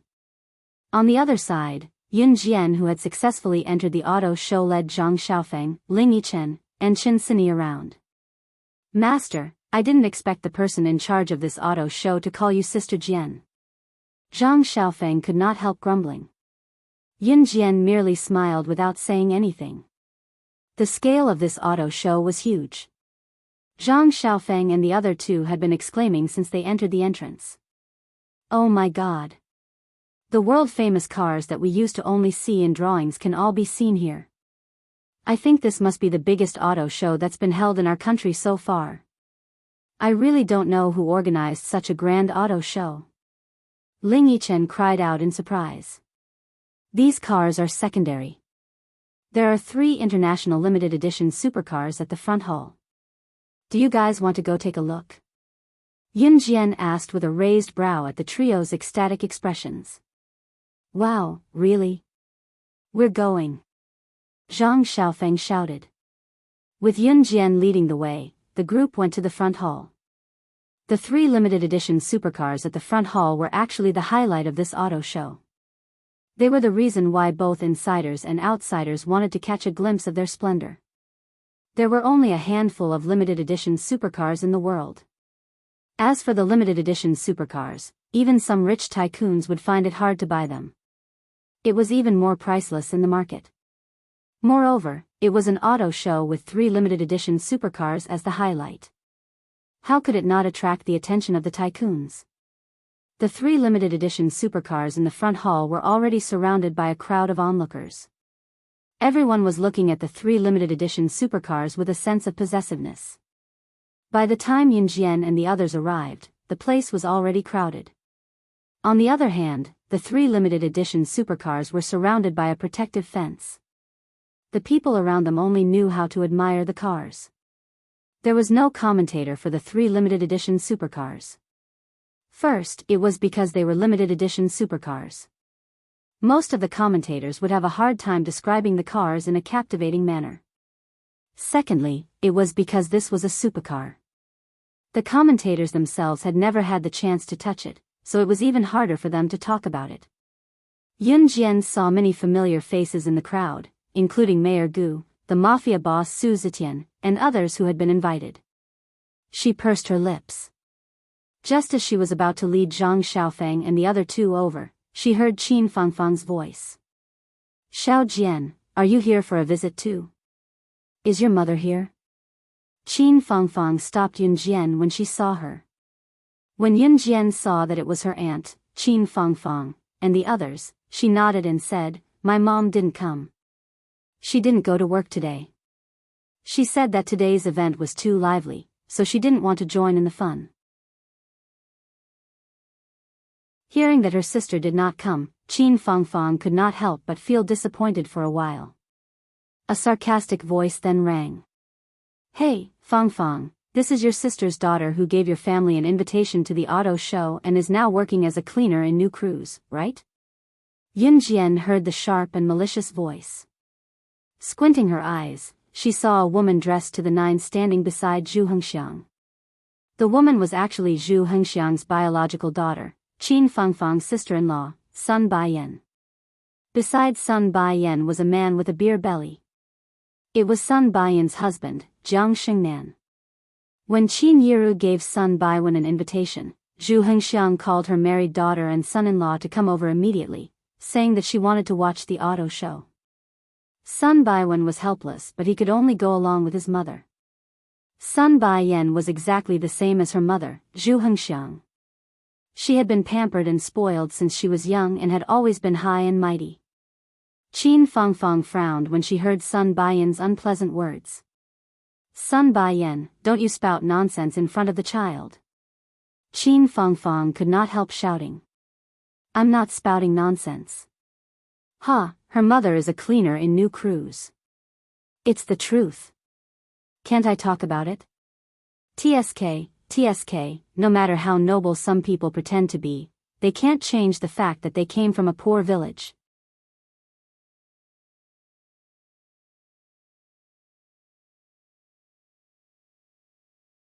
Chapter 261. When Qin Fangfang married Sun Baiwan, other than Sun Baiwan who treated her sincerely, she did not have a good relationship with her mother-in-law and sister-in-law. Fortunately, Sun Baiwan had always been on his wife's side. Therefore, Qin Fangfang tolerated as much as she could until now. In spite of it, her sister-in-law was getting out of hand, criticizing her sister in front of Xiao Jian. Qin Fangfang was enraged. Usually, Qin Fangfang could treat it as if nothing had happened when Sun Baiyan gossiped. But it was really inexcusable to talk about adult matters in front of a child. Moreover, when Qin Fangfang saw Sun Baiyan criticizing Qin Yiru in front of Yunjian and in front of Yunjian's friends, she was afraid that Yunjian would be looked down upon by her friends. Because she was worried about Yunjian, Qin Fangfang was truly angry with her sister-in-law for the first time.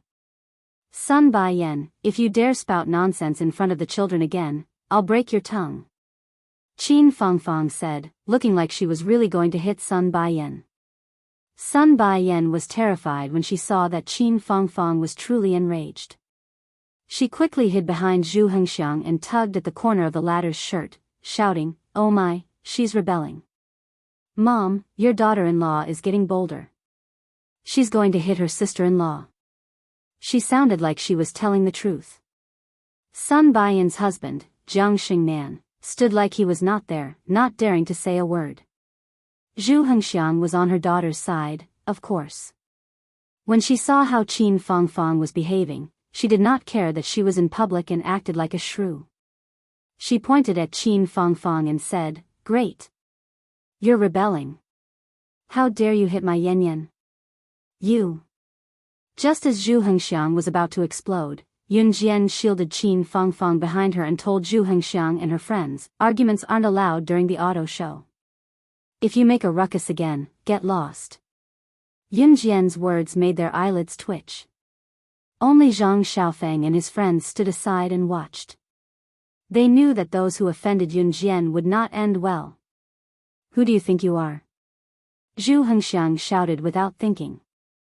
Her shout was so loud that it attracted the attention of a group of big bosses who were watching the auto show. "Are we supposed to leave just because you told us to?" Zhu Hengxiang continued to curse Yunjian loudly. Her words were getting worse and worse. "Why don't you take a look at yourself? Don't act like you're the supervisor of an auto show. Aren't you just the daughter of a cleaning lady in new crews? Heh, look at your poor and pedantic appearance. What right do you have to tell us to scram?"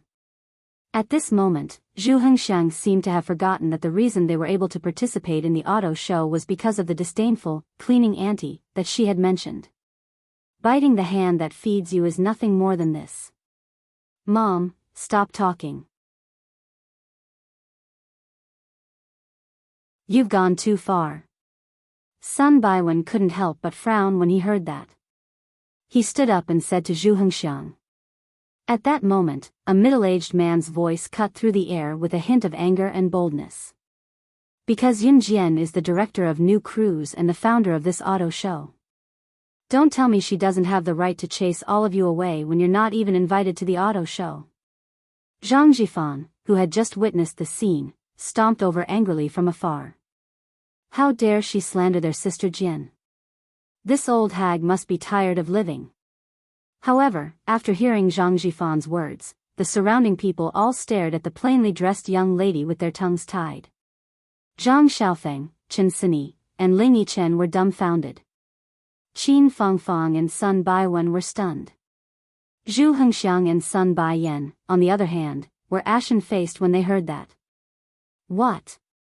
New Cruise's director was Yun Jian.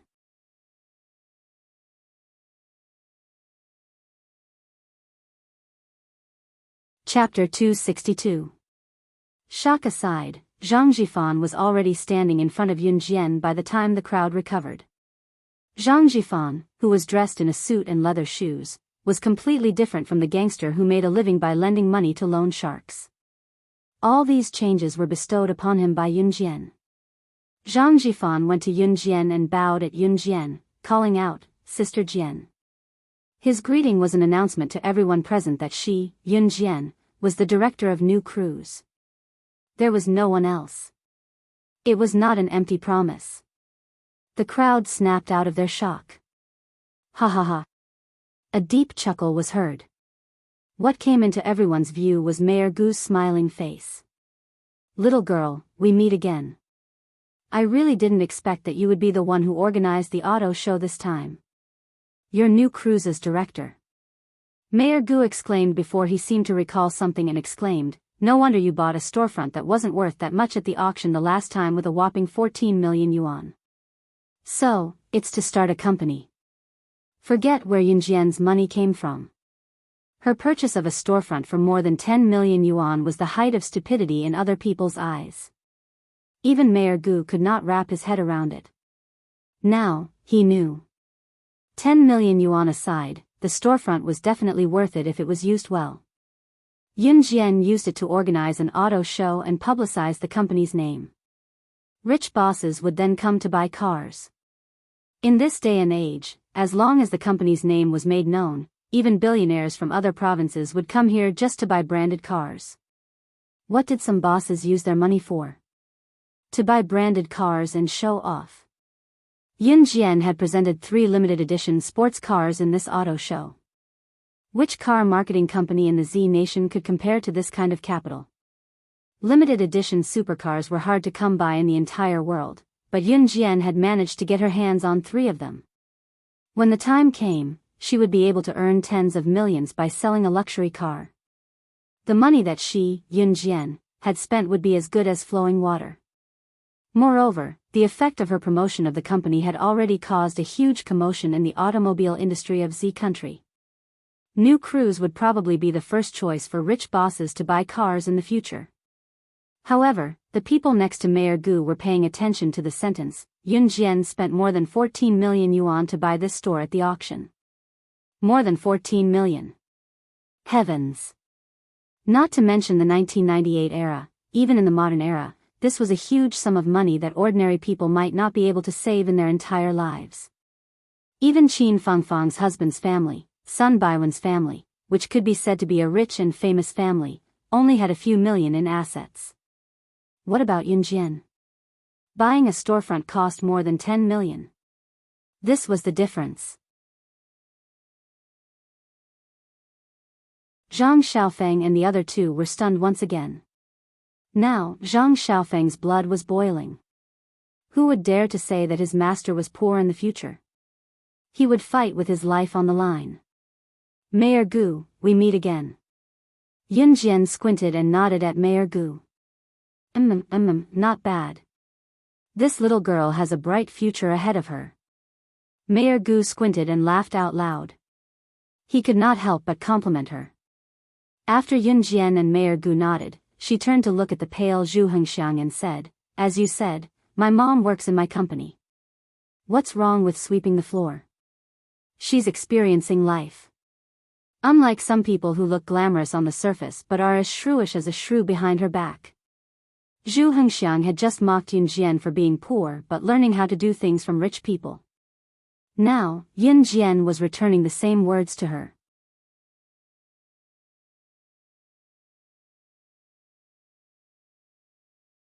Chapter 263. It was Zhu Hengxiang's first time being reprimanded in public. Zhu Hengxiang was born in a prestigious family with superior conditions since she was young, and her husband was a match for her after she got married. She was a typical upper-class family. Zhu Hengxiang had never been scolded like that in her entire life. However, no matter how dumb she was, she would not go against Yun Jian. Yun Jian was the director of new crews. How would Zhu Hengxiang dare to retort with such a status? Ha! Yun Jian chuckled when she saw that Zhu Hengxiang dared not respond to her anymore. Then, Yun Jian pulled Qin Fangfang, who had yet to react to the situation, and warned Zhu Hengxiang and Sun Baiyan, who stood beside her. If I find out that my aunt is bullied by you guys in the future, don't blame me for not reminding you. Let's see which manufacturer dares to continue working with your family's car dealership in the future. Yun Jian was blatantly threatening them. Without the cooperation of a manufacturer, there was only one outcome for a car dealership: bankruptcy. In spite of it, only she, Yun Jian, was capable of uttering such arrogant words. At the same time, Yun Jian's message was that she had the ability to make an established car dealership go bankrupt. Perhaps, if Yun Jian had said something like that before this, everyone would have treated it as a joke, thinking that she was young and frivolous. Now, however, an underage girl like her could organize such a grand auto show. The crowd thought that she was capable of doing what she said. Zhu Hengxiang paled. She had never thought that she would get herself into such a mess. She also did not expect Qin Fangfang's niece to be so capable after being looked down upon by her for so many years in poverty. She dared to bid for a storefront for more than 10 million yuan. Zhu Hengxiang knew very well that the Sun family's total assets were only a few million yuan. Compared to Yun Jian, it was nothing. Xiao Jian, all right, that's enough. Qin Fangfang finally snapped back to reality and held Yun Jian, who stood up for her. After all, this was her mother-in-law. Even if her mother-in-law and sister-in-law were not on good terms, they still had to live together. Yun Jian stopped talking after hearing Qin Fangfang's words. Of course, she knew when to stop. She had already warned Zhu Hengxiang and Sun Baiyan. Unless they were idiots, they would not dare to do anything else.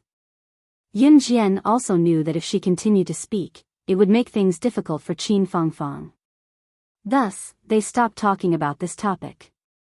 For the sake of Qin Fangfang and the fact that Zhu Hengxiang and Sun Baiyan didn't dare to speak since just now, Yun Jian didn't really drive them out.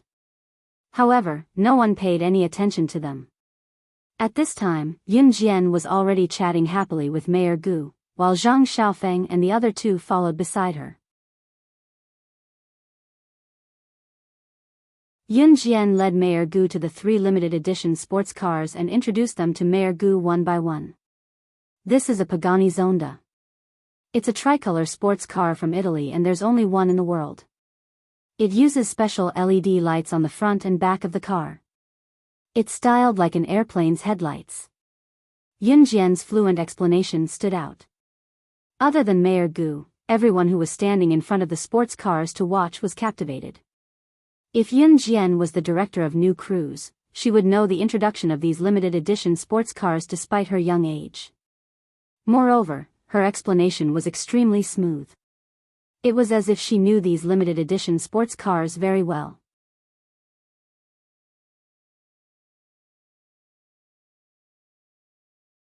Chapter 264. The auto show went on smoothly. After sending Qin Fangfang and her family off, the show came to a close. See you next time, girl. Mayor Gu said to Yun Jian when he left with Su Zetian. As he said that, Mayor Gu gestured to Yun Jian. Also, our government will support any promotional projects new crews has in the future. You can come to me if you run into any trouble. With Mayor Gu's assurance, Yun Jian smiled gratefully. Although she did not need help, it was good to have Mayor Gu's goodwill. After sending off everyone who came to watch the auto show, there were only the staff clearing the venue. Zhang Xiaofeng, Zhang Jifan, and Zhang Jifan left. Looking at Zhang Xiaofeng, Zhang Jifan, and Zhang Jifan who were holding back their questions, Yun Jian smiled and told them, "If you're willing, you can work for Jifan in the future." Yun Jian was planning to let Zhang Xiaofeng, Zhang Jifan, and Zhang Jifan join her new crews. Zhang Xiaofeng, Zhang Jifan, and Zhang Jifan came from rich families. They had lived a life of having everything taken care of and had never worked independently. Did Yun Jian mean that she wanted them to join new crews? This was no doubt a chance to break away from family and express themselves. "We're willing, of course we're willing." All three of them shouted in unison. Yun Jian pressed her lips into a smile. After the auto show, all sorts of sports cars, regular sedans, and affordable sedans that new crews promoted went on the market. To everyone's surprise, new crews had sold 368 cars in less than 3 days of official car sales. This meant that they sold over 100 sedans on average in these few days. There were many expensive sports cars among them. Selling one of them would earn them millions of yuan. Of course, Longmen City's big bosses were not the only buyers. Some business tycoons who came because of their fame were there as well. New crews rose rapidly, earning a net profit of 30 million yuan in the month. The astounding sales made it the top car company in the country, let alone Longmen City's car marketing company. The company's reputation soared and swept the country. As the director of new crews, Yun Jian was sitting in the classroom, her fair and slender fingers twirling a black pen leisurely as she worked on a blank test paper on her desk. Yun Jian was in the first semester of her 3rd year in junior high school. She would face the first major exam of her life in half a semester, the senior high school entrance exams. Therefore, the school's teachers had increased their students' learning tasks, such as endless test papers every day. Yun Jian, while it was still all right, Zhang and Shinsini, their heads were dizzy from the test paper. This weekend, Yun Jian was invited by Chu Ning and the others to celebrate the successful completion of their mission. Moreover, Gu Junjian had already applied for a reward for them from their superiors. Other than some monetary rewards, the 7 of them were directly promoted to official members of the Special Forces. It was no doubt a joyous event for Chu Ning and the rest. After some discussion, they decided to go on a trip this weekend to relax and change their moods. On Saturday morning, Yun Jian carried her school bag stuffed with a dozen hard-boiled eggs that Qin Yiru had prepared for her and went to meet up with Chu Ning and the rest. "Hey, Yun Jian, we're here." Chu Ning was the first to see Yun Jian and greeted her. Yun Jian went over. The group then boarded the train to a famous mountain.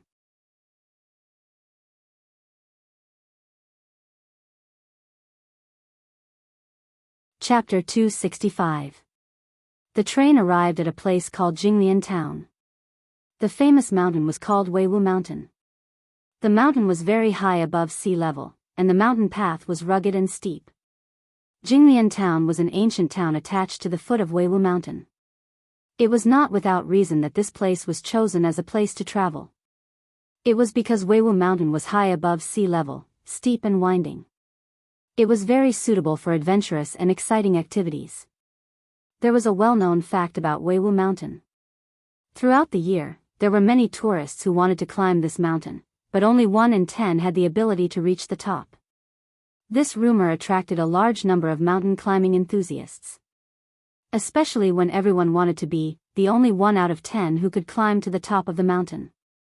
However, many people returned without success. In fact, there was no one at the top, but according to those who had reached the top, tents could be set up on the mountain as long as they brought their own tents. Chu Ning and the rest alighted from the train. When they arrived at Jinglian Town, they were stunned by the towering Weiwu Mountain in front of them. Yun Jian merely squinted her eyes, but she raised a brow subtly when she saw Weiwu Mountain that was so tall that she could not even see its peak. "Wow, this is Weiwu Mountain. To be honest, I've wanted to climb this mountain for a long time. I heard that only 1 in 10 can climb to the top from the bottom of this mountain." Heh heh. Chu Xiangnan looked around the bottom of the mountain, his face agitated. "Then let's go. Let's see who can run faster." Chu Ning rubbed her hands excitedly and was about to run ahead. "Everyone. Wait. The early morning sun shone on Yunjian. It was very dazzling. Just as Yunjian and the rest were about to go up the mountain, a voice came from behind them. Yunjian narrowed her eyes and turned sideways. She saw a few young men and women in their 20s standing behind them. This group of people was also carrying a travel bag. It seemed that they were also here to climb Weiwu Mountain. The person who just spoke was the sunny man standing at the front with a smile on his face. Hello, I'm Chen Yan. These are my classmates. May I ask if you are planning to go up the mountain too? The man with a bright smile introduced in a friendly manner and asked. Yes. Yunjian stood at the back of the group, but also at the front of Chen Yan. She nodded and said. Ah, that's great. Can we go up the mountain together? It's like this, we are university students. This time, we are a group to go up the Weiwu Mountain. However, we are unfamiliar with the place, so we want to find someone to go up the mountain together, Chen Yan said. The sunlight bathed Chen Yan's face. This Chen Yan was still a very eye-catching handsome guy. Sure. Chu Ning, who was walking at the front, saw Chen Yan's handsome face. She ran back as if she was mesmerized. She looked at Chen Yan with a smile and extended her hand to introduce herself. I'm Chu Ning. Let's go together. That's great. Chen Yan breathed in relief, but his gaze was on Yunjian, who had her hands in her pockets. One had to admit that Yunjian was very eye-catching. Brother Yan, why are we looking for them? I don't agree. At this moment, a pretty girl with 2 ponytails standing behind Chen Yan spoke up. The girl was about 19 or 20 years old. She seemed to have noticed Chen Yan's gaze on Yunjian. Her angry face wrinkled even more.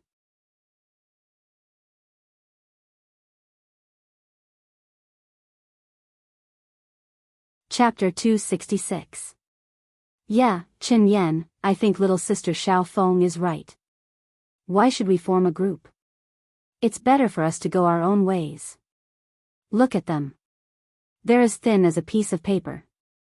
They probably won't even make it halfway up the mountain. We can't let unimportant people drag down our own progress. Standing next to the girl called Little Sister Xiao Feng, a man with a large build and weighing 150 pounds spoke to Chen Yan. There was no trace of politeness in his tone. The aggressive girl just now was called Wang Fengfeng.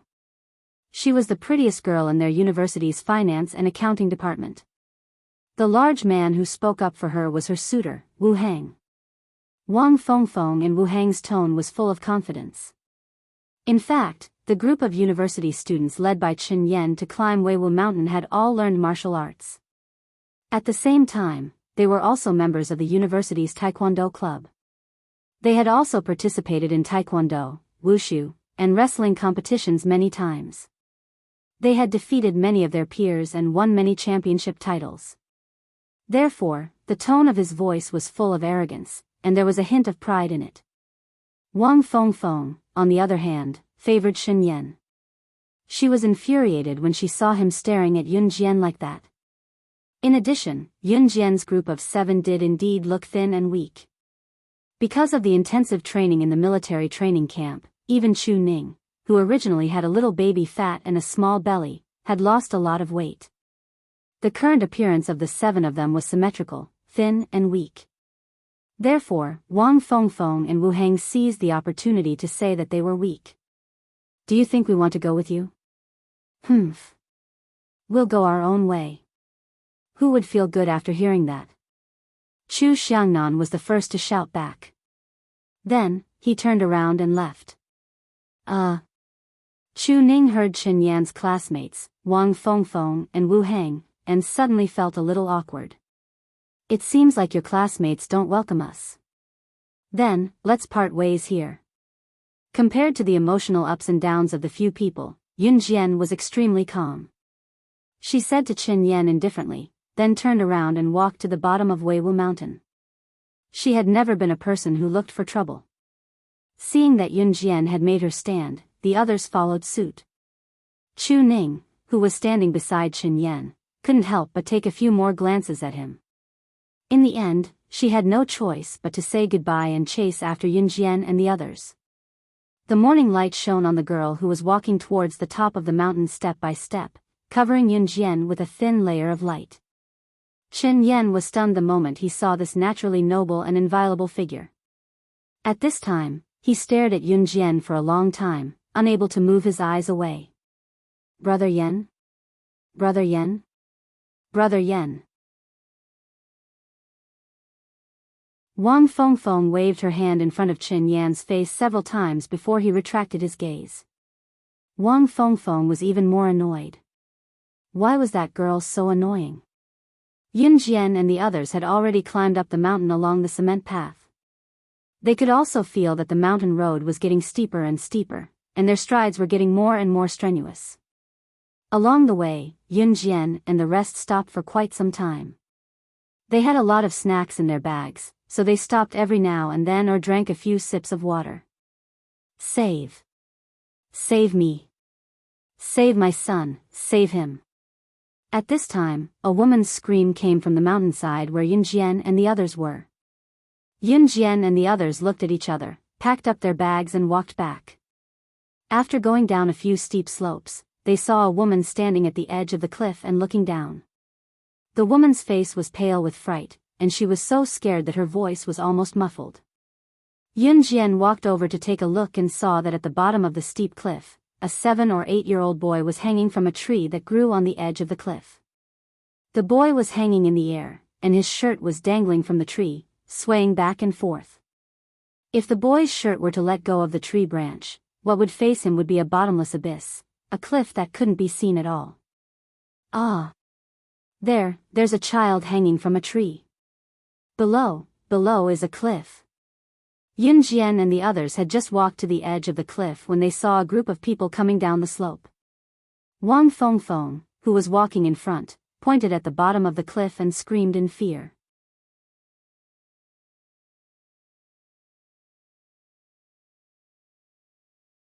Chapter 267.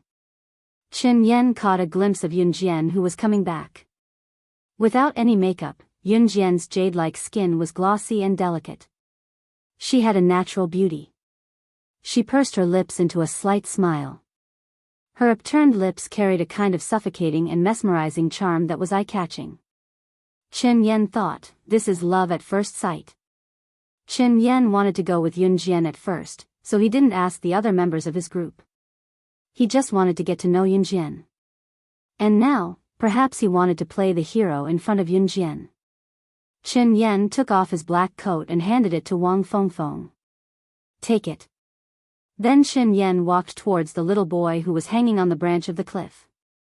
The little boy's mother was crying and shouting for help. It wasn't hard to see that the little boy accidentally stepped on the flat ground just now because she wasn't paying attention. The little boy's small and thin body directly slipped over the iron fence. If it weren't for the rows of branches growing on the edge of the cliff, which the locals cultivated to prevent people from falling off the cliff, the little boy would probably have fallen off the cliff and been smashed to pieces. Brother Yan, don't. Chen Yan wanted to save the little boy, but Wang Fengfeng pulled his sleeve. This cliff is so high. And it's so steep. What if something happens to you? Wang Fengfeng's worried eyes looked at Chen Yan, her eyes filled with fear. Then Wang Fengfeng looked at the little boy's mother who was standing on the edge of the cliff and desperately begging for help with disgust and added, she didn't take care of her child. Why should she beg others to save her child? I think this woman deserves it. Chen Yan was stopped by Wang Fengfeng for a moment and he hesitated. Indeed, he just wanted to show off in front of Yunjian, but the little boy was hanging on the branch of the cliff. There were no tools to save him here. If he went to save him, what if he fell down instead? Thinking of this, Chen Yan's handsome face showed an inexplicable look of fear. Yunjian saw all these expressions. She just smiled contemptuously. Then, she took off her backpack and slid it to the ground. Her fair and slender fingers pulled the zipper of the backpack and she quickly took something out of it. Flying claw. Yunjian, you actually remembered to bring this? Chu Ning was still worried about the little boy who was dangling from the cliff and was about to fall when she saw Yun Jian take out a flying claw. She cried out in surprise. Military flying claw. With this thing, as long as it was fixed properly and he grabbed the rope, he could hang down to save the little boy. Yes. Yun Jian nodded. She swung her flying claw and it caught a firm spot on the edge of the cliff. Then, she jumped off the cliff. When Qin Yan and the others saw this scene, their eyelids twitched tightly. When they came back to their senses, they were all shocked, especially when they saw Yun Jian take out the flying claws. Who were they? Why would they bring a flying claw, a weapon that belonged to the special forces, when they were traveling? Just as they thought of this, Qin Yan and the others were stunned. They saw Yun Jian move in a perfect arc. She used the flying claw and leaned towards the little boy. Then, she reached out and picked up the little boy. At the moment when everyone's heart skipped a beat, she retracted the flying claw in her hand and stomped on a protruding cliff point. Then, she jumped up nimbly. When they looked again, Yun Jian had already rescued the little boy. Meanwhile, Qin Yan and the others were dumbfounded. How was it that Yun Jian, who looked so thin and frail, was so agile and swift? This didn't make sense. Especially Wang Fengfeng and Wu Hang, who had said bad things about Yun Jian and the others. At this moment, there was no trace of redness on their faces. When Yun Jian rescued the little boy and placed him on the ground, she saw the little boy's face clearly. The little boy was very delicate and pretty. His skin was smooth and lustrous, and his cheeks were rosy. It was as if he didn't realize that he had just experienced a life-and-death situation. Yun Jian was dumbfounded. Under everyone's gaze, her beautiful pupils contracted. She stared at the little boy for a moment, her emotions changing rapidly.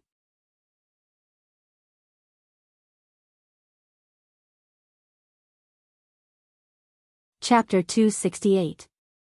Yun Jian sized up the little boy.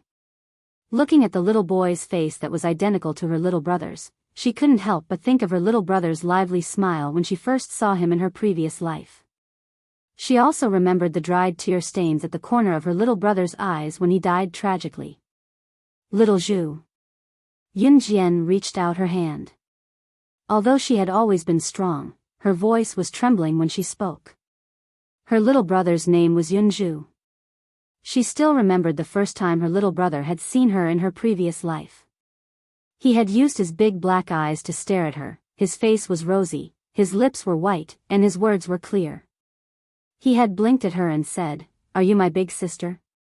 Then, he happily grabbed her big hand with his short and cold little fingers. He was overjoyed. That's great.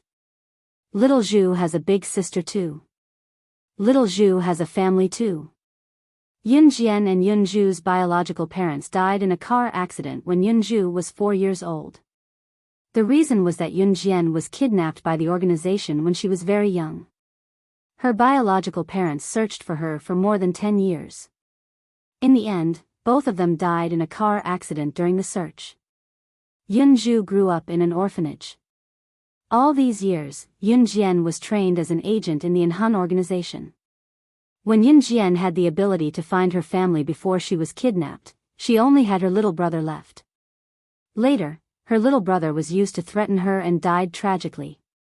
Yun Jian's heart was not made of steel. She could be angry and hate this kind of world. The little boy in front of her was frightened by Yun Jian's sudden outstretched hand. He shrank back. Zhu. At this time, the little boy's mother rushed over with tears in her eyes. She hugged the little boy tightly. The fear in her heart could not be described by the word fear. "Mom, this big sister seems to know my name." The little boy pointed at Yun Jian and said innocently to the woman. However, his eyes were dull. "Yes, Yun Jian, what's wrong with you?" Everyone was surprised by Yun Jian's actions. Chu Ning could not help but be the first to ask. So this little boy was also called Yun Zhu. He was the same as her little brother. "I'm fine." Yun Jian closed her eyes and wore a half-pressed smile. Regardless of whether this little boy was her younger brother or not, since he had the same face as her younger brother and even had the same name as her younger brother, this gave her some hope. Perhaps her younger brother was still alive, in another way. Little girl, thank you. Thank you for saving my son. Thank you.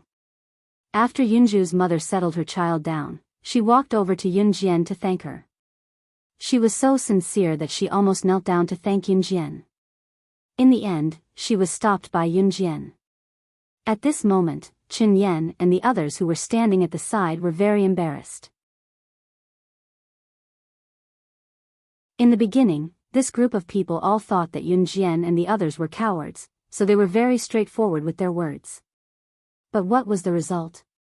A 15 or 16-year-old girl had single-handedly rescued a little boy who was hanging on the edge of a cliff. By this time, Yun Jian had already met Yunju's mother. Yunju's mother was called Yun Hailan. She was a single mother, and Yunju took her surname. This time, she came to Weiwu Mountain for her child, Duan Lian. According to Yun Hailan's mother, Yunju had changed completely after he fell seriously ill a few months ago. His eyes became dull, and he did not like to talk. Sometimes, he would even scream in his nightmares, "No, don't kill me. Sob, sob, sob, please don't kill me." Usually, he became very timid. At the age of 8, he did not even dare to go to the toilet alone in the middle of the night. Yun Hailan came to Weiwu Mountain because of Duan Lian and Yunju's courage, but she did not expect something like this to happen. She did not expect that Yunju would fall down the cliff just because she was not paying attention. When Yun Jian heard Yun Hailan's words, she froze on the spot. A few months ago, wasn't that when she was reborn?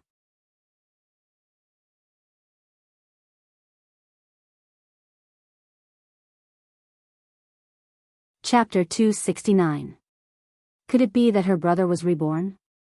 Yun Jian suppressed the excitement in her heart. However, she knew one thing. Even if the little boy in front of her was her brother, he did not remember her. However, Yun Jian knew that her brother had been traumatized in his previous life. He was only 7 or 8 years old, but his head had been cut off. When he died, there were still traces of tears on his tender cheeks. "Mom, let's go home." At this moment, Yunju stretched out his hands to Yun Hailan. His face was still expressionless as he said those words in a daze. Okay. Let's go home." Yun Hailan reached out and carried Yunju. Then, she apologized to Yun Jian. "Zhu wanted to go home, so I brought him home first. I didn't expect something like this to happen today. I won't bring him to such a dangerous place in the future. By the way, my house is nearby. If it's convenient, you can stay at my house for a few nights. This Weiwu Mountain is not easy to climb. Most people will come down not long after going up the mountain. The closer the mountain is to the top, the steeper the slope. Moreover, it could be life-threatening at any time. Therefore, most people would not risk their lives to climb up the mountain." "Okay." Yun Jian nodded. Her eyes were fixed on Yunju. Then, she made a decision. "I'm not going up the mountain. It seems that I'll have to trouble you for a few nights." She had to figure out what happened to her brother. "What? Yun Jian, you're not going up the mountain?" Chu Xiangnan was completely unaware of the situation. He shouted in surprise. "Yes, I'm not going." In fact, whether or not she climbed the mountain did not matter much to Yun Jian. Therefore, she nodded and replied to Chu Xiangnan. "You guys go ahead," Yun Jian said to Chu Xiangnan, Chu Ning, and the others. Then, she went down the mountain with Yun Hailan. Chen Yan watched Yun Jian go down the mountain. He wanted to say something, but in the end, he went up the mountain with Wang Fengfeng and the others. Meanwhile, Yun Jian followed them to Yun Hailan's house alone. Yun Hailan's house was very shabby. She was a single mother, but her family was much more shabby than Yun Gang's. The few rooms here were made up of temporary wooden planks, barely enough for people to live in. "You live here?" Yun Jian frowned slightly. Well, I hope you don't mind. Yun Hailan smiled at Yun Jian, with a hint of apology in her smile. I won't. Yun Jian followed Yun Hailan into the house made of wooden planks. As she walked into the house, she could even feel the cold winter wind passing through the thin wooden planks and blowing at the people in the house. Sorry, my house is a little shabby. You can sit anywhere, Yun Hailan said to Yun Jian. Yun Jian did not stand on ceremony. She sat down directly. While Yun Jian sat down and chatted with Yunju, Yun Hailan took the opportunity to start working. Because Yun Hailan's family was poor, she could only rely on handicrafts to make a living. Mom, I'm cold. At this moment, Yunju, who was wearing thin clothes, curled up and shouted. Yun Hailan gritted her teeth and said to Yunju, be good, Zhu, I'll buy you a cotton-padded coat when I get my salary in a few days. Yun Hailan's family was so poor that they could barely afford food and clothing. The residents of Jinglian town generally lived in poor conditions. Yun Hailan had no work experience, and now she had to raise her child, so she was even more destitute. She did not even have the money to go to the hospital when Yunju's behavior became strange in recent months. When Yun Jian heard this, she took off her thick down jacket and put it on Yunju. This is not right. Yun Hailan saw this and reached out to refuse. The child is still growing. He needs warmth, Yun Jian explained. Yun Hailan was silent for a few seconds. She looked at Yun Jian gratefully and said with tears in her eyes, thank you.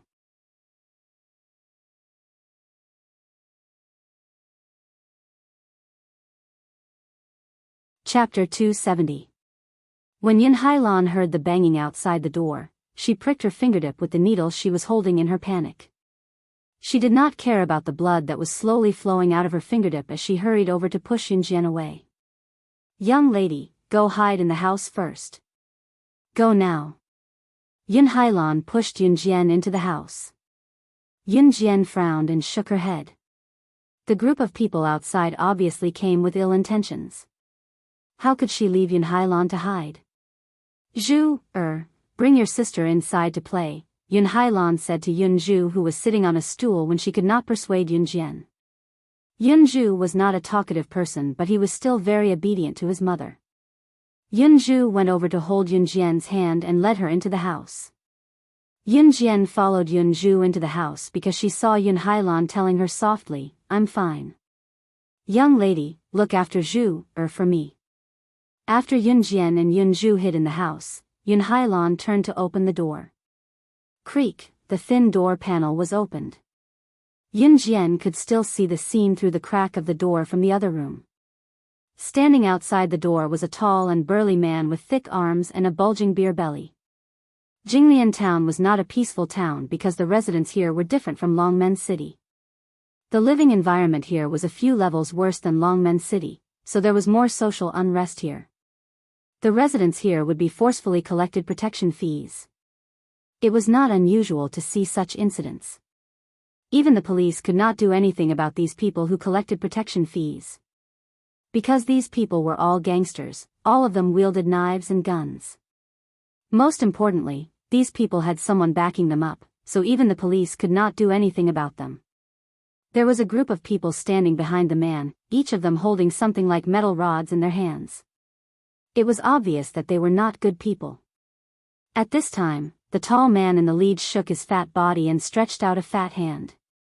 He was holding a blade of grass in his mouth. He looked at Yun Hailan arrogantly. Where's the money? Yun Hailan looked a little scared, but she forced herself to look at them normally. Brother Nyo, our family is tight on money recently. Can you give me a few more days? After I finish this batch of work, I'll give you the money as soon as I get paid. What do you think? Yun Hailan pleaded. She really had no money. If she had some extra money on hand, she wouldn't have refused to take her child to the hospital when he was so emotionally unstable. Motherf asterisk Ker, who the F asterisk CK are you trying to fool? The other families have already paid the protection fees, and you're the only one who's still dawdling. Brothers, let's go. Don't talk nonsense with this woman. Let's smash her house and see if she can pay for it. The man called Brother Nyo waved an iron rod and was about to hit Yun Halan's thin body. Yun Hailan was already prepared to take a beating. Brother Nyo's group was unreasonable.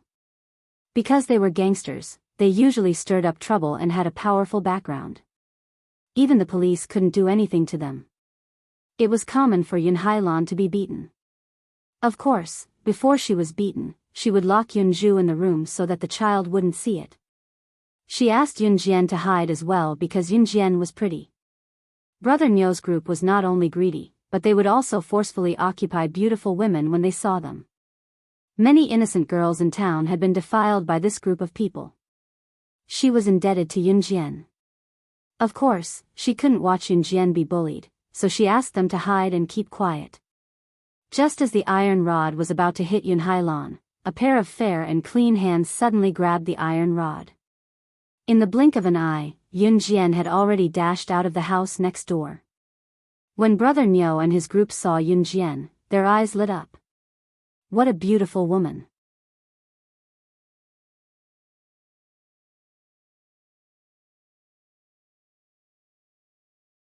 Chapter 271. Yun Jian's appearance stunned Brother Nyo and the others, but at the same time, they also looked at her with lustful eyes. Yo, Yun Hailan, when did you hide such a beautiful girl in your house? Brother Nyo's tone immediately softened, and his tone was not as tough as before. Why did you come out?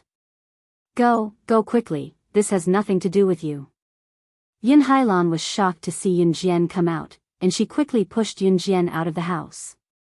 Yun Hailan actually just wanted to protect Yun Jian. You're here and you want to leave? Haha. Brother Nyo and the others blocked the door, and stared at Yun Jian with evil eyes. Yun Hailan, how about this, let this little girl accompany us, and we'll waive this month's protection fee. What do you think? Brother Nyo rubbed his chin and looked at Yun Jian, and said to her with an evil smile, as if Yun Hailan had gotten a great bargain. Dream on. Yun Hailan gritted her teeth, and she suddenly summoned her courage to shout at Brother Nyo and the others. Yun Jian was her benefactor, and Yun Hailan did not expect that Brother Nyo and the others would come to collect protection fee at this time, and she also did not expect that Yun Jian would not listen to her and come out to stand up for her. Naturally, she would not let Yun Jian fall into the hands of evil people. Mother **Ker, when did you get so bold? Huh? I'm giving you a chance today because of you. I won't collect this month's protection fee from your family, and your **King refusing a toast only to drink a forfeit? Brother Nyo said, and then he angrily smashed the iron rod on the door. Hearing Brother Nyo's words, Yun Jian laughed. Do you know the consequences of messing with the lion's head? Yun Jian raised her eyebrows. She suddenly curled her lips and looked at Brother Nyo and the others with disdain. Yo, little beauty, I can't guess such a deep mystery, but I know you're going to be mine soon. Brother Nyo narrowed his eyes and stared at Yun Jian. As he spoke, he even reached out his hand and wanted to pounce on Yun Jian. Brother Nyo immediately rushed towards Yun Jian, but before he could reach her, he was stopped by Yun Hailan. Yun Hailan's frail body blocked Brother Nyo and the others. She shouted desperately at Yun Jian, take Zhu, and run. Jump out of the back window. Don't look back. Go. Yun Jian narrowed her eyes. Run? This word had never appeared in Yun Jian's dictionary. Just as Yun Jian was about to kick Brother Nyo and his men away, Yun Zhu's voice was heard in the house. Mom. Yun Zhu had stood outside the house unknowingly. He saw the scene in front of him and cried out involuntarily.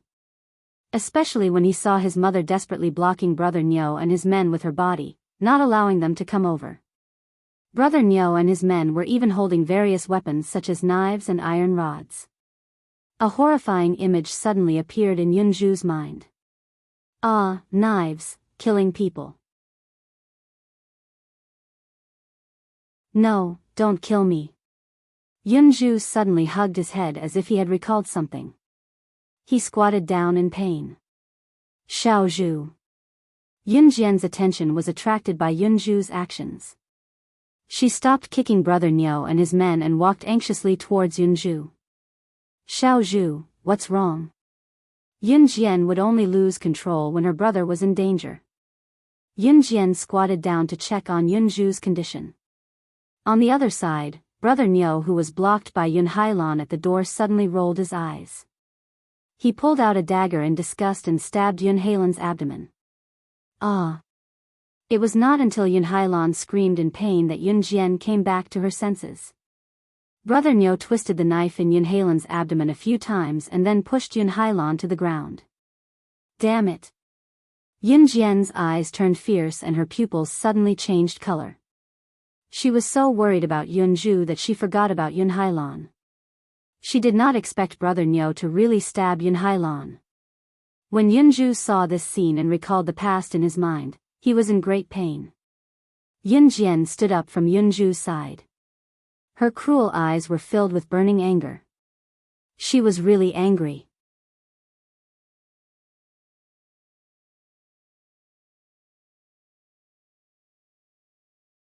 Chapter 272. At first, Brother Niu and the others didn't see Yun Jian as a threat at all. After all, in their eyes, how old was Yun Jian? No matter how powerful she was just a little girl. Where could she go?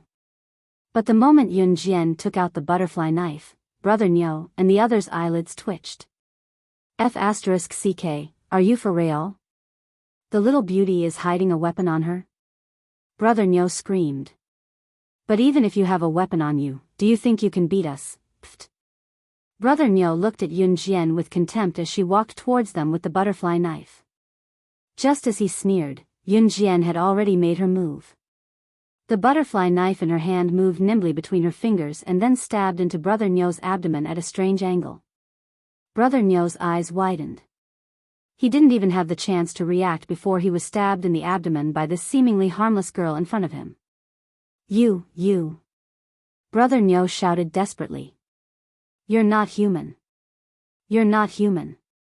How was it possible for a little girl to be able to display such quick skills? But Brother Niu couldn't finish his words. The moment Yun Jian withdrew the knife, Brother Niu fainted completely. With a bang, he fell to the ground and stopped breathing in the next second. Dead. Dead. Brother Niu is dead. Seeing that Brother Niu was killed by Yun Jian with such terrifying skills, Brother Niu's group of brothers became restless. Then they all ran away faster than anyone else. No one cared about Brother Niu's life or death. This little girl could kill. She could kill. Seeing this group of people run away, Yun Jian didn't chase after them. After all, the person who stabbed Yun Hailan was Brother Niu. And now, Brother Niu was dead. Yun Jian walked over to check on Yun Hailan, who was stabbed on the ground by Brother Niu. She touched Yun Hailan's nose with her finger and calmed down. Fortunately, Yun Hailan wasn't dead. Then Yun Jian pressed around Yun Hailan's wound and found that the wound wasn't deep. But if it dragged on for a long time, even if the wound wasn't deep, the person would bleed to death.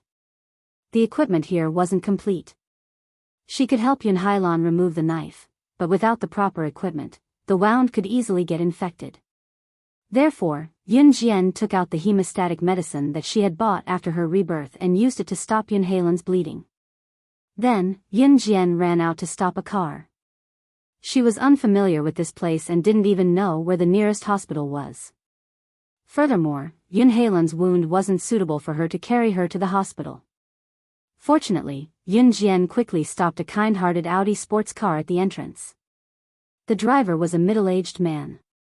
When he heard that someone was injured, he hurriedly helped Yun Jian carry Yun Hailan into the car and send her to the hospital. Yun Jian held Yunju's hand and went to the nearest town hospital together. Yunju did not say a word along the way, but his dull eyes had become much clearer. Yun Jian didn't stop until Yun Hailan was sent to the hospital's operating room. She knew that with Yun Hailan's current injury, the hospital's medical skills could save her.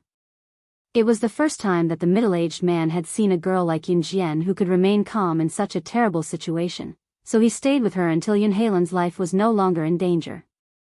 Yun Jian thanked him and personally saw him off. Yun Hailan hadn't woken up after the operation, but she had been moved to the ward. After finishing the formalities, Yun Jian took Yunju's little hand and walked to the ward. "Sister." Yunju, who had been silent all this time, suddenly called out. At this moment, walking in the deserted corridor of the hospital, Yun Jian's hand holding Yunju's hand suddenly paused. Yunju's next words almost made her, who had always been stubborn, cry. "You're my sister, right? I know you're my sister."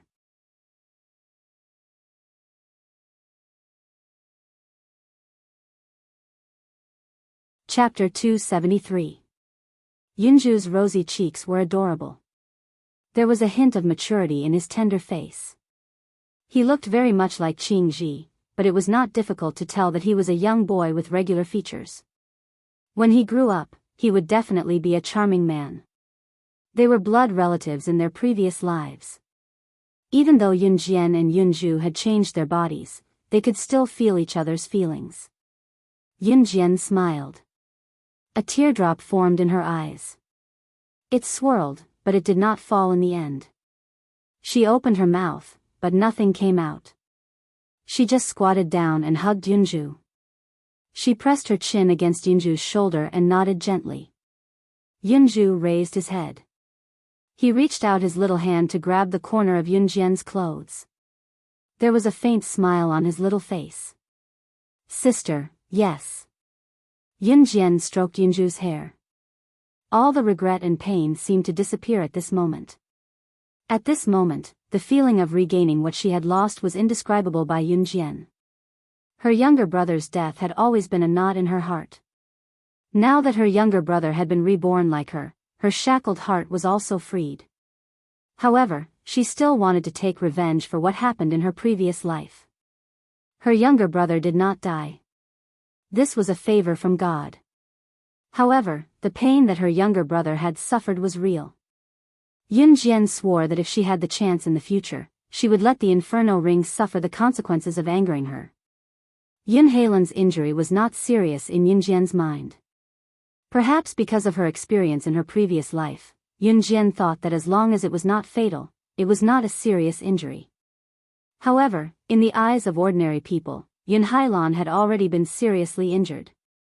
Yun Hailan had been stabbed in the abdomen. The wound was blurry. She had to lie in bed for half a year to recover slowly. In short, she had to recuperate slowly to recover to her previous state. Yun Jian sent Yun Hailan abroad to recuperate. She also told Yun Hailan that she would take good care of Yunju. At first, Yun Hailan was too embarrassed to agree. After all, Yun Jian had paid for her treatment after the accident. She didn't have the face to ask Yun Jian to help her take care of the child. However, after Yunju expressed her willingness to follow Yun Jian, Yun Hailan relented.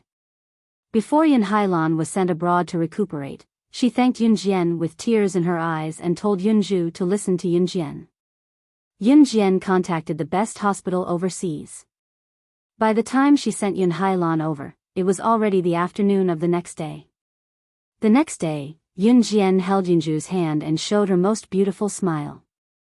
They stood under the sun and waited for Chu Ning and the others who had just come down from Weiwu Mountain. Chu Ning and the others arrived at the top of the mountain and stayed there for a night before coming down. They had talked about all this in their phone calls. In the end, Yun Jian did not see Chen Yan and the rest of them again. When Chu Ning and the others boarded the train back to Longmen City with Yun Jian, Chu Xiangnan even teased Yun Jian with a chuckle. "Oh, I didn't know that you, Yun Jian, have the ability to kidnap someone's little brother. So, you're planning to do this by not going up the mountain with us." As he spoke, Chu Xiangnan glanced at Yunju. Yunju shrunk toward Yun Jian shyly. "No one will think you're a mute if you don't speak." Chu Ning added to Chu Xiangnan with a grin. "Or maybe you want me to turn you into a mute." Yun Jian swung the butterfly knife in her hand with a grin. Her smile was beautiful and innocent. "No, no, no. Forget it. Chu Xiangnan waved his hand immediately. The group was overjoyed. Even Jiang Weiwei, who had always disliked interacting with others, was slowly becoming a part of the group. Jiang Weiwei's change had only begun recently. The train returned to Longmen City at night. After Yun Jian parted with the group, she held Xiao Yunju's hand all the way home. Holding Xiao Yunju's hand, Yun Jian had just stepped into the villa when she saw the tall figure sitting on the sofa. It was Ce. She was stunned but still held Xiao Yunju's hand as they entered the house. Jijia, are we staying here from now on? Xiao Yunju turned to ask Yun Jian when Ce looked over. Yeah, Jijia will introduce Jijia's family to you. Yun Jian could not help caressing her younger brother's head with a wide smile. Ce was already striding over with her long legs. He frowned slightly. Since Yun Jian came in with the little guy, she had not spared a glance at her. Oh. Xiao Yunju pressed his lips together, his head bobbing up and down. He then looked around and asked Yun Jian, Jijia, can I sleep with you tonight? Of course. No. After Xiao Yunju asked, two voices sounded at the same time.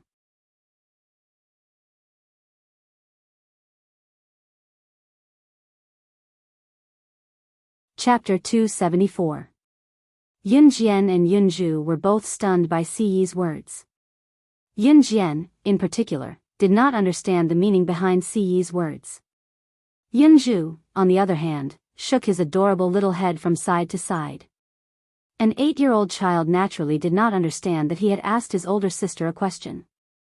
Why was his older brother, who was so handsome, not allowing him to sleep with his older sister when his older sister had already agreed to it? Before either of them realized what was going on, Ce's tall and broad figure appeared in front of Yun Jian. He raised his good-looking eyebrows slightly and turned to look at Xiao Yunju. His short hair tilted to the side as he repeated his words in a mellow and pleasant voice. You're not allowed to sleep with her. Yunju's arrival had been unexpected. Moreover, he had not helped Yunju clean up a clean room. However, Yunju wanted to sleep in the same room as Yun Jian. Even though Yunju was just a little kid, he would not allow it. Xiao Yunju frowned when he heard Ce's words. He looked at Ce in confusion and asked, Big brother, why can't I sleep with my older sister? The corners of Ce's lips quirked up, his handsome lips exuding a certain charm. He paused for a moment before he came up with a random excuse. Because you're a boy. After that, he added, you'll sleep in my room tonight. With that, Ce turned and went upstairs. No matter how much he explained, he didn't. Ridiculous, Yun Jian said softly as she watched Ce go upstairs. She then reached out to rub her younger brother's head. Little Zhu, you can sleep with big brother tonight. Yun Jian looked at her younger brother with a bright smile. Okay. Yunju was a very obedient child. He quickly realized that he could not sleep in the same room as his older sister. However, big brother seemed very fierce just now. Forget it, he should listen to his sister. In the evening, when Qin Yiru and others went home, Yun Jian introduced Yunju's background to Qin Yiru. Of course, she would not tell Qin Yiru that Yunju was her younger brother in her previous life. She just made up a story, but it was close to the reality.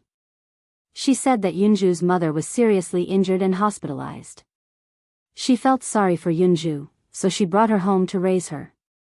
Qin Yiru was kind-hearted, and since she started working at New Cruise, she had been saving more and more money. He could afford to raise another child. Moreover, Yunju was very likable. Qin Yiru soon fell in love with Xiao Yunju. He even kept calling her Xiao Zhu, Xiao Zhu. Yun Jian handled the school transfer procedures for Yunju. The 8-year-old Yunju was already in primary 1. Now that he came back to Longmen City with her, Yun Jian quickly got someone to handle the school transfer procedures and enrolled him in school as usual. At the same time, Yun Jian went back to her normal school life.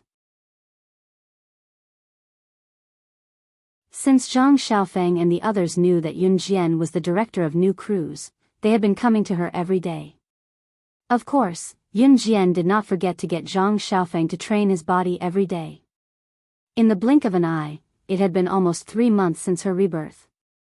This Friday, Yun Jian went to Yun Yi's school to look for Yun Yi after school. She could not find her in the classroom. He went to the music classroom. It's New Year's Day soon. Your brother participated in a program during the New Year's Day performance this year. He's busy rehearsing in the music classroom now. A boy in the class who could tell that Yun Jian was Yun Yi's younger sister pointed the way for Yun Jian out of kindness.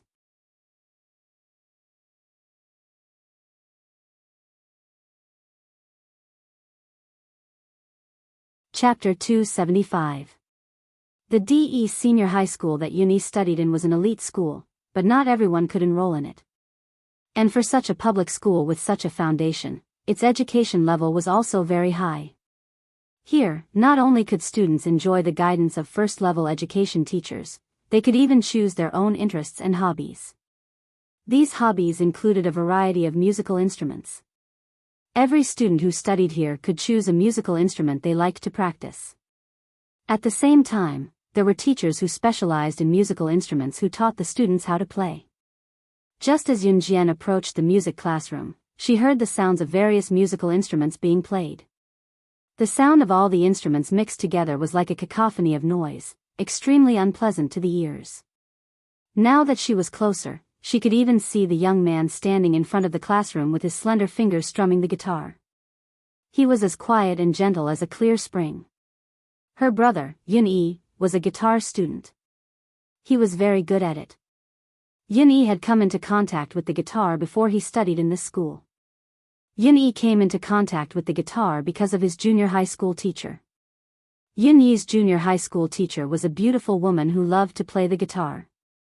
When Yun Yi became obsessed with the guitar, his junior high school teacher knew that Yun Yi liked it but could not afford a guitar to practice due to her family's financial situation, so she gave her guitar to Yun Yi. Yun Yi had been teaching himself to play the guitar and had not stopped since.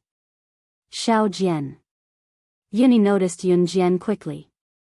He kept his guitar and placed it aside before going to Yun Jian. Go. Yun Jian called out with squinted eyes and commented to Yun Yi, "You played well." It was indeed well done. Yun Yi chuckled in embarrassment and led Yun Jian into the music classroom. The music classroom was currently filled with the sound of various musical instruments being practiced diligently. It was very noisy. "Yun Yi, who's this cute little girl?" Just as Yun Jian was looking around, an unfriendly voice rang out. A pretty girl in a pretty pink dress with regular features stood in front of Yun Jian, looking at her maliciously with a hint of threat in her tone.